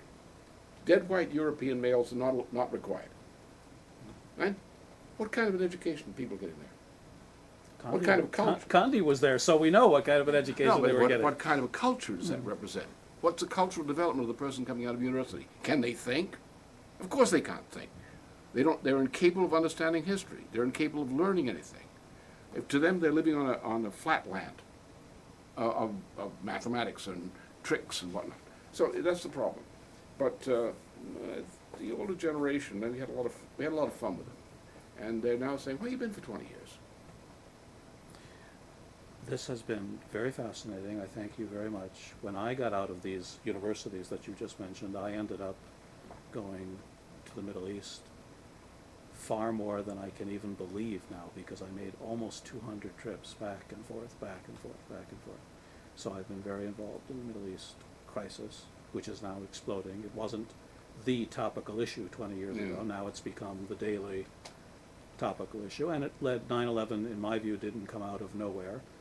It can even be traced back to the '67 war, and can be traced back to the first Camp David agreement and what happened to Egypt and what happened to Sadat, and then the Gulf War where the bin Laden family broke up. But now we're there, and it's very difficult to reach people with these issues. It's very difficult to explain things to people who don't have an international background, who haven't traveled, who don't know a lot of these reference points. It's even difficult for me to understand some of the references you're making historically. But nevertheless, I think this has been a profound and very thoughtful discussion about our world and our country, and I'm very appreciative to you for the invitation, and to your staff for making it possible. Yeah, sure. And there's a lot to reflect on here, and thank you for So giving me the opportunity. we've intersected some of the same interesting personalities. Oh, well, Nahum was a true, the world would have been very different if Nahum Goldman would have been the Prime Minister of Israel rather than Ben-Gurion, Yeah. or if his policies. I mean, I can remember in his memoirs, he talks about meeting Ben-Gurion in '56 for an all-night conversation at Sde Boker, and putting to Ben-Gurion the question, what's the future of the Jewish state? What's the future of what we've created if, in fact, we can't reach an accommodation with the Arabs? And I remember Ben-Gurion, and Nahum told me this story, Ben-Gurion told him, I'm quite sure there will be the Jewish state in my lifetime, but I'm only 50-50 sure there will be one for my children to be buried in. Oh, Ben-Gurion. Yes, yeah. It's in Nahum's memoirs. And now it's much more than that. It's not just about Jewish survival, and it's not just about Jewish rebirth. It's about the world we live in. You've called it a hand grenade. Well, a hand grenade can lead to a Exactly. cataclysm. Exactly. And Sharon has already lit, since we're dealing with personalities, the hand grenade is already lit. Yeah. It's already going off. And the suicide bombers weren't there a generation ago, but now they're all over the place. And Sharon controlled some of them. Oh, I think So his actually housing he's, ministry operation. in fact, I think the expulsion of the Palestinians lies ahead, not the reconciliation with the Palestinians. The minute the United States attacks, gets involved significantly in a land war in Iraq, Sharon will push the Palestinians and most of them across the border to Jordan. And that is the fulfillment of Jabotinsky's. Let me get right back to that. I'll be right back. Okay. I just have to get the next door. Second. I was going to say, before we draw to a close, you may or may not have some profound question involving Kashmir or Pakistan or the future of the You can ask him one subcontinent. question: how does he see the future of the Muslim world? Oh, I don't think I have enough batteries. Well, I think there's been That, of course, that's a wonderful question. yes. They're inspired. But the future of the Muslim world, could ask you that one. You And I'm focus too not much sure on- what the answers would be. What's that? You focused a bit too much on European Jewry, Mark, because of your own background. The Yiddish Renaissance, that's interesting. But he got it right on the basic thrust of the whole, the ideological thrust of the Likud movement, where they're coming from. Well, yes, and that's why Jabotinsky is key to this. I mean, that's the Absolutely. personality that represents. And also, I agree with him about the decline of Imperial America. That has already begun. Yes, but I didn't realize it was going to happen so soon.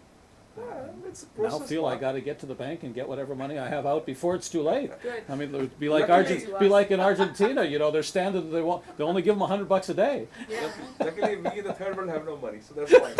We have nothing to lose. Well, I don't have a lot. I got to go. You know, use my card to get it out.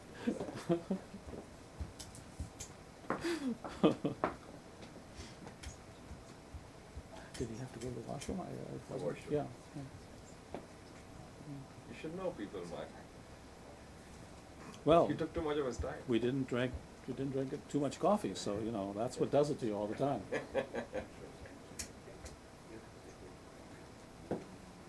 So, now I feel a burden has been. My colleague is from Islamabad.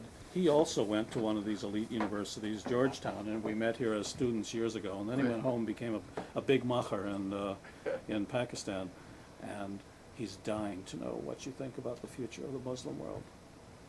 Well, I'm trying to do something about it. Well, that's even better. Because you know, we have this, I was very happy to have this, I have a lot of friends, various reasons, Egyptian, other friends, mostly academic, that kind of level, some military, and in India as well. So, since I was sort of an Indian patriot in 1946, Against the partition, probably. no, against the British. Well, of course against the British. That goes without saying. Because when I was there in the spring of '86, at that time, before I left, we had so-called Calcutta riots, Yes. and you had on Chowringhee and so forth coming down by the big Maidan Park, the center of Calcutta. You had about 3 to 5 million people. Nobody could quite figure out how many were marching for days in succession, and the crowd would go. One cry, Jai Hind, Pakistan Jindabad, Jai Hind, Pakistan Jindabad. Then a year later, a little over a year later, there was slaughter, successfully organized by Lord Mountbatten. Yeah, who eventually got what he deserved, apparently. Well, I don't know. I think the point is he should have taken some of the rest of it with him. This fellow. You were there in '46. Well, he was my commanding officer in a sense. He was as the regent.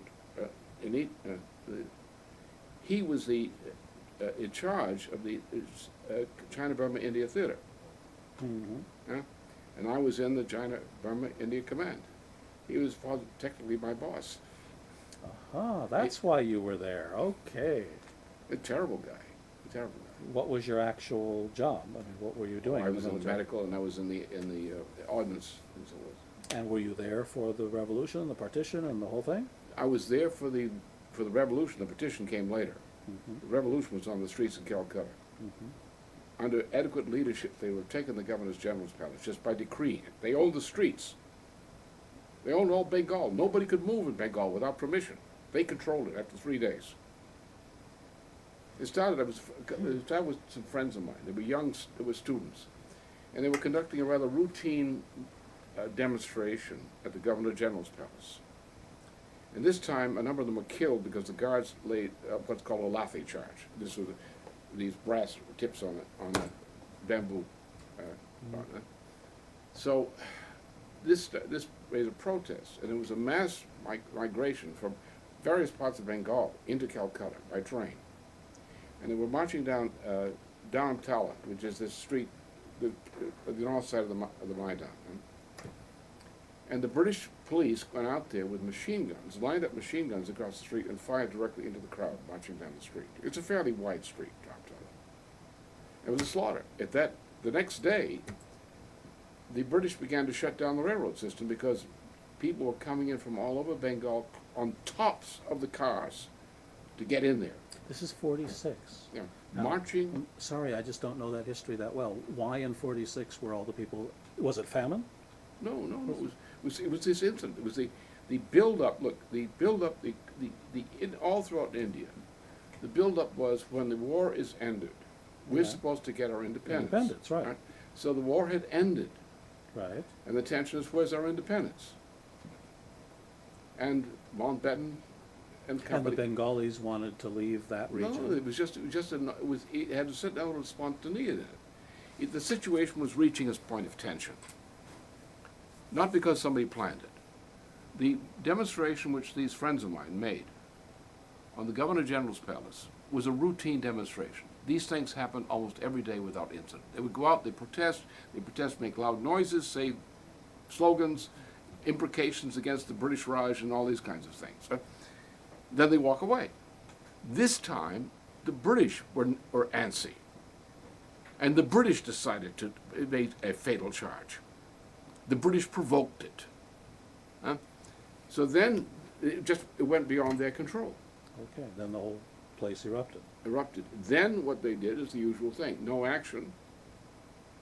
The population settled down from exhaustion and waited. The demoralization set in from waiting. You have a people who had been promised in World War I, had been promised the question of independence. Been promised, not delivered. World War II, promised, not delivered. The U.S. troops are leaving. Promised, not delivered. Was the partition inevitable at that point? Or No, it wasn't could have inevitable. been It was prevented? orchestrated. As a matter of fact, one of the things that was active at that point was that there was a big campaign to force a certain meeting between Gandhi and Jinnah. Gandhi was perfectly willing to do it. Jinnah was not. And so the idea at that point was to somehow get this thing resolved, and it was in the streets of Bengal. I mean, these demonstrations, they were together. You know, it was a different cultural, different religious thing, but it was together. A common goal. Okay, fascinating history. Now, the future of the Muslim world that you want to do something about. Well, very simple. Look, you got a 1.2 to 1.4 billion Muslims in the world.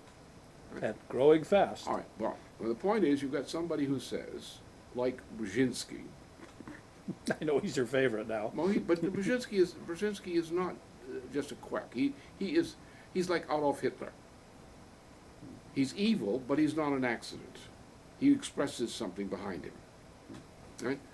And he's used as he is used because he is what he is. If you want to assassinate somebody, hire an assassin, even if he has no other talent. Okay. Right?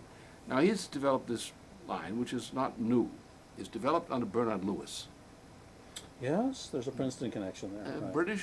British and Arab Bureau, seconded in 1973 to Princeton University to become an advisor to the then Secretary of State Henry A. Kissinger on Middle East policy. The architect of the overthrow of the Shah, in terms of policy advice to the United States government, the architect of the Iran-Iraq war, according to policy device, and the architect of the policies of Brzezinski and Kissinger. And the architect of the Afghan War. Yeah. The Soviet Afghan War. Yeah, exactly. Which he now takes credit for publicly. This Right. is the typical of the way things work. As long as you get a specific personality, it plays a role. And here is poor old Glub Pasha's successor. Huh? But that's the past. What's the future? It's now. Now the future is this. Why are they doing this? What's the motive? But Brzezinski says something, Bernard Lewis says things. That's what they mean. If you want to control the world the way the Roman Empire did, and if you're using the Roman Empire as your model, then you come up with so-called limits policy. Now you have on the east, you have China. You have on the south, you have India, right, which is, you want to break it up. China, you intend to break up too. How do you do this? The tendency now in Asia, in Eurasia, is for unification through transportation.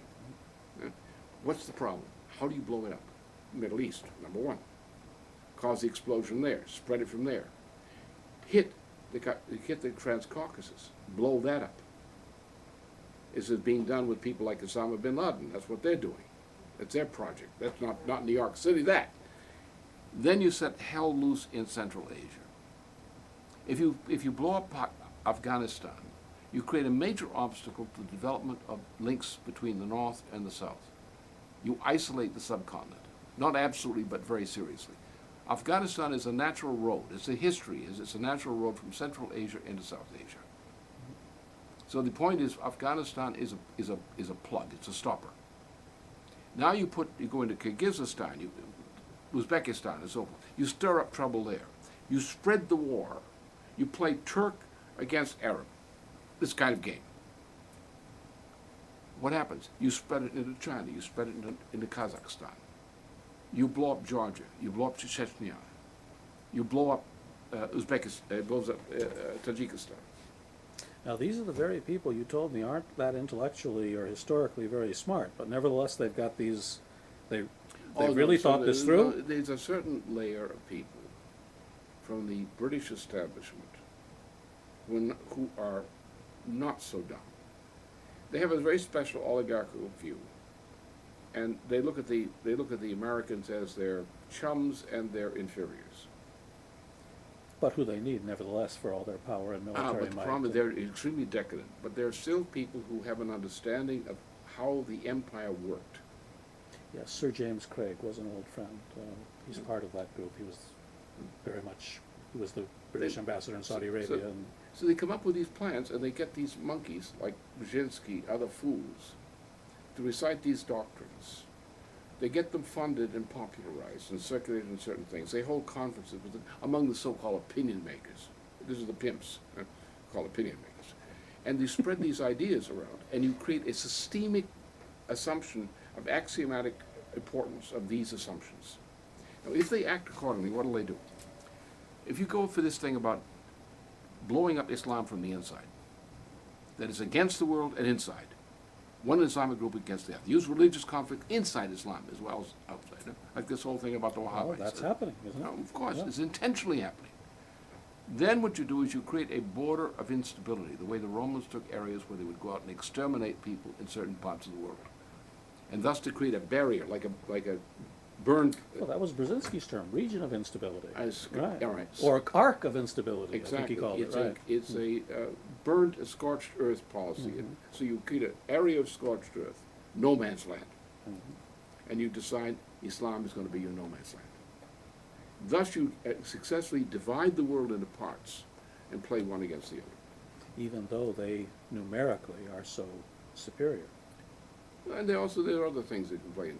But if you make... Now, what did you said you're doing something about this, or you've got Well, some... my view is to get...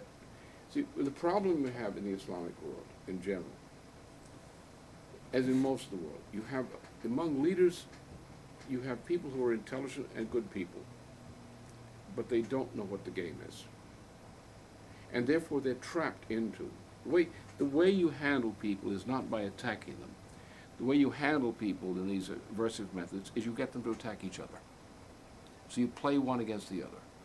And they get so involved with the game of trying to kill each other, they forget that the game was set up by somebody who arranged the match. Yes, but now they're also attacking right here.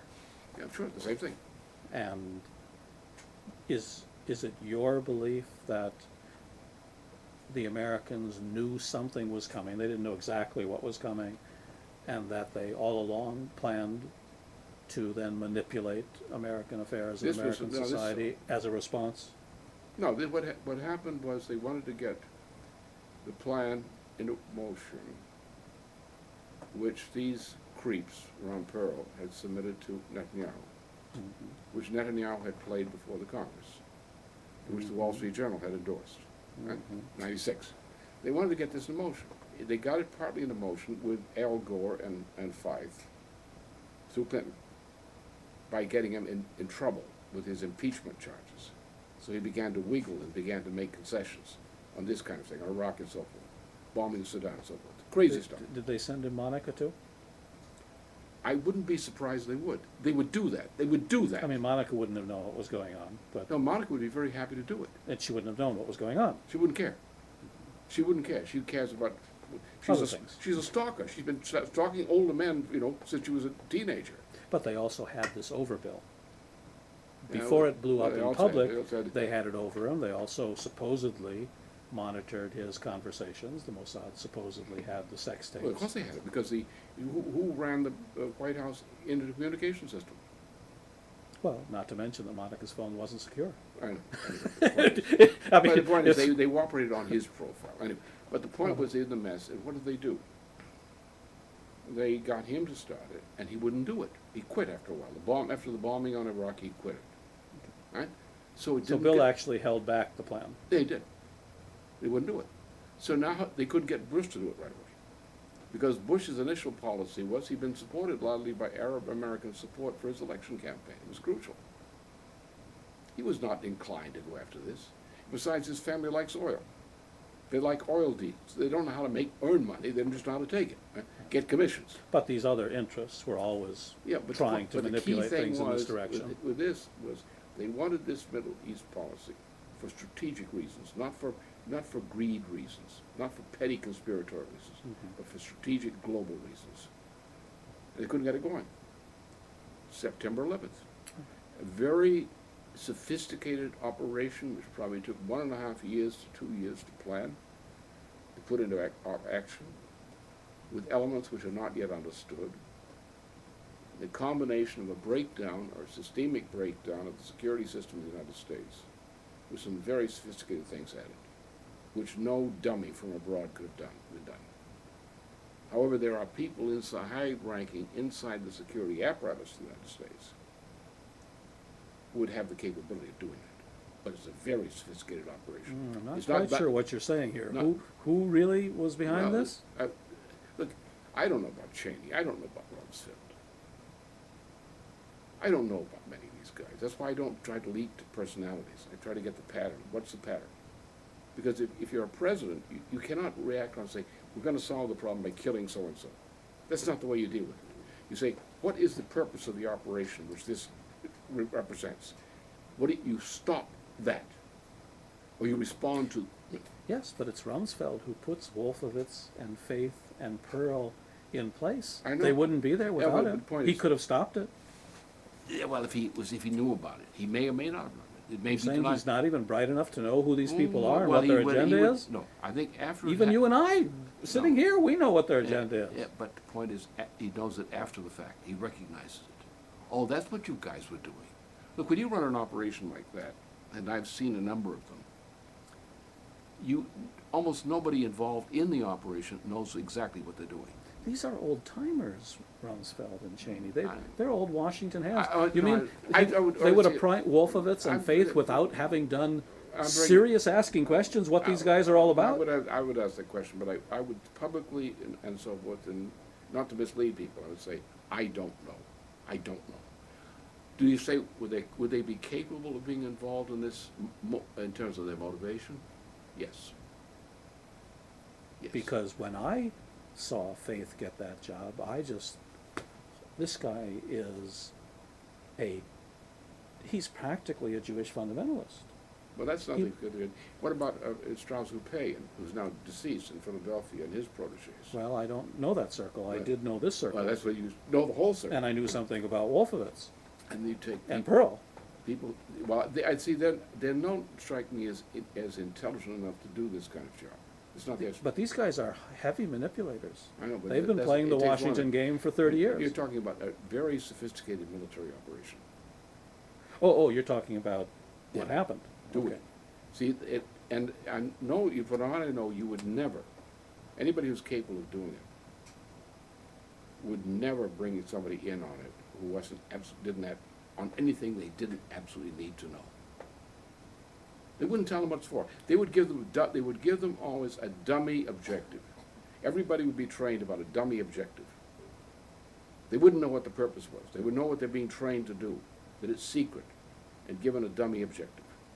Then on the day they go into operation like clockwork, under some central control. Maybe a handful of a few people who are actually operational. They're not the big mouths. They're not the ideologues. They're the big mouth. They're operational.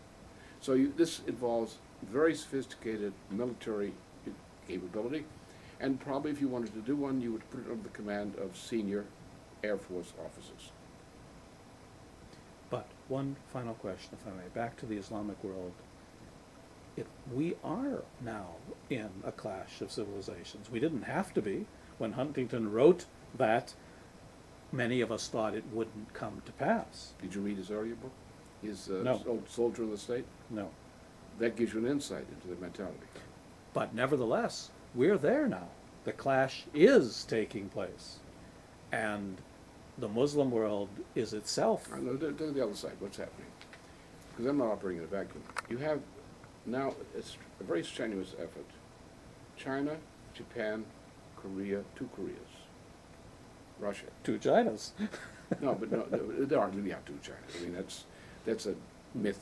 Yeah, yes, but you know what I meant. People know Chinese culture as a myth. But you have, the fact is, despite the sabotage, you have this meeting and this rallying of getting this railroad tie linked, right, from Busan up to the north, to China and Russia. This came under the pressure of the Chinese, the Russians, and many others. Japan's alternative, you've got Koizumi, who's a sort of an idiot of a certain type. He's a problem character. He's been told by his people that stop being an idiot. This thing's coming down. And they're in on it because they know they need it. They know they need it. Right, now you've got also between China and India, very significant cooperation, accelerated by the fact that Jiang Zemin has recognized that the deal he cut with the Americans is gone. It's finished. The economic deal. That there is no importer of last resort called the United States. It doesn't exist anymore. And he knows it. That means that a crisis for China. They've got to shift from the cheap labor export market to an internal development. Partner Russia.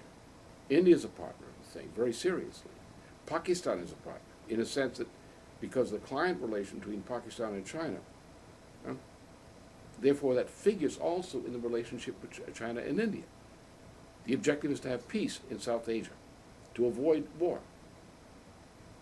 And this is what's happening. You have Germany is committed, Russia is committed. From Europe, especially Germany, is committed to the development of this Trans-Asian Development Program.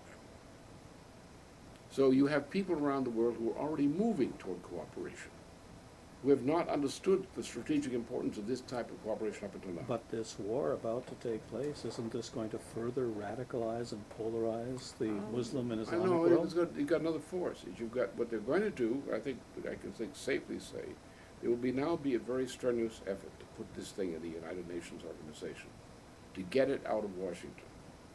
And the idea is it cannot be unilateral. And the British do not want to become the puppy dog on the side of a unilateral United States. And you're betting that the more quote-unquote moderate forces in the U.S. will breathe a sigh of relief that they can throw it to the UN. They'll read a deep sigh of acute anxiety, not relief. Because that's not the end of it. You've got 2 things to worry about. Yeah, what happens when it gets there? Right. All right, then you have on the one hand Saddam Hussein, who's not the biggest problem, but he's a tremendous problem. Unpredictable. And he's a little bit insane, which helps his unpredictability. You have on the other side, you have Sharon and what he represents.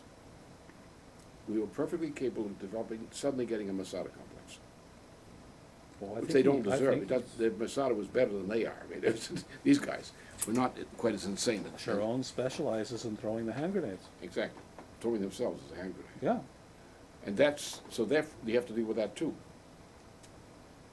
But that it gets us out of the worst aspect of it. It gets us out of the fire into the frying pan. But after all they've said about the weapons programs, et cetera, you're suggesting there's a way out of this. Oh, it's the UN can... That's all crap. I mean, Saddam Hussein probably has some filth, and if he's got it, he would tend to use it under certain circumstances. But he has got nothing of any significance. Fair enough. But the public climate is one of great anxiety. No, I think they believe it. And if somebody can throw a match or a hand grenade into this mix, it's going to blow up, Nobody isn't it? in Europe believes it. And what you said about Sharon, I didn't really pick That's up on that. different. You think the moment the war really starts, Sharon's going to fulfill his ideological convictions, which go back to Jabotinsky, If he does and that- get rid of the goddamn Palestinians. If he does that, he's gonna unleash something that, I don't know anybody. can Yes, control. but you and I both believe that's what he's waiting to do. And That's the therefore, logical consequence. Only if some people say it, that that's what he plans to do. And that brings down the Hashemite regime. It creates a Palestinian state. It gets the Palestinians pushed out of his way. It doesn't, it creates bloody chaos. There is no limit to the chaos that would do. Didn't I hear you say that's exactly what he's planning to do? That's what he intends to do. Yeah, planning to, intends He to can be do. stopped. By. But- Bush isn't gonna stop him. Hmm? Bush isn't gonna stop him. Bush No. doesn't even know what he's doing. They're concerted forces which will impress upon certain people in Israel not to do it, not to allow it to happen. But nevertheless, whichever way it goes, you do believe we're on the cusp of that. Oh, yes, absolutely. And it could well happen. Absolutely. That's why I'm concerned. Setting in conflict for the rest of your life and certainly the rest of my life, this clash of civilizations and an unending Israeli-Arab conflict at that point. Yeah. There's That's no it. way to then That's the- Humpty Dumpty has fallen We and understand each other. That's exactly that's why I think it's a problem. it's not only a problem, it's a world moment That's what I mean- crisis. That's what I mean by a problem. And we don't have a lot to look to for leadership. That's right. Who do you look to for leadership? Me. Well, I knew that.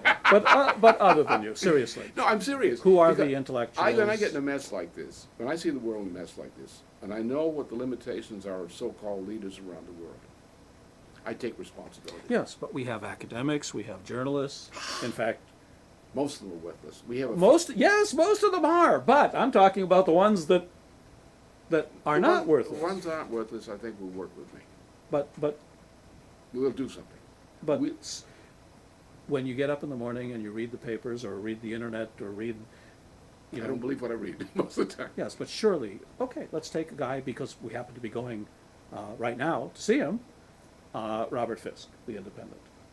Now there's a special, Yeah, there are many, but I think most of the people who are any good, and both intelligent and good, will line up and work with me. Because yes, if they have a but when I sense, ask you to just mention some intellectuals or academics, you don't mention anybody. well, I don't, because I'm not much on name dropping.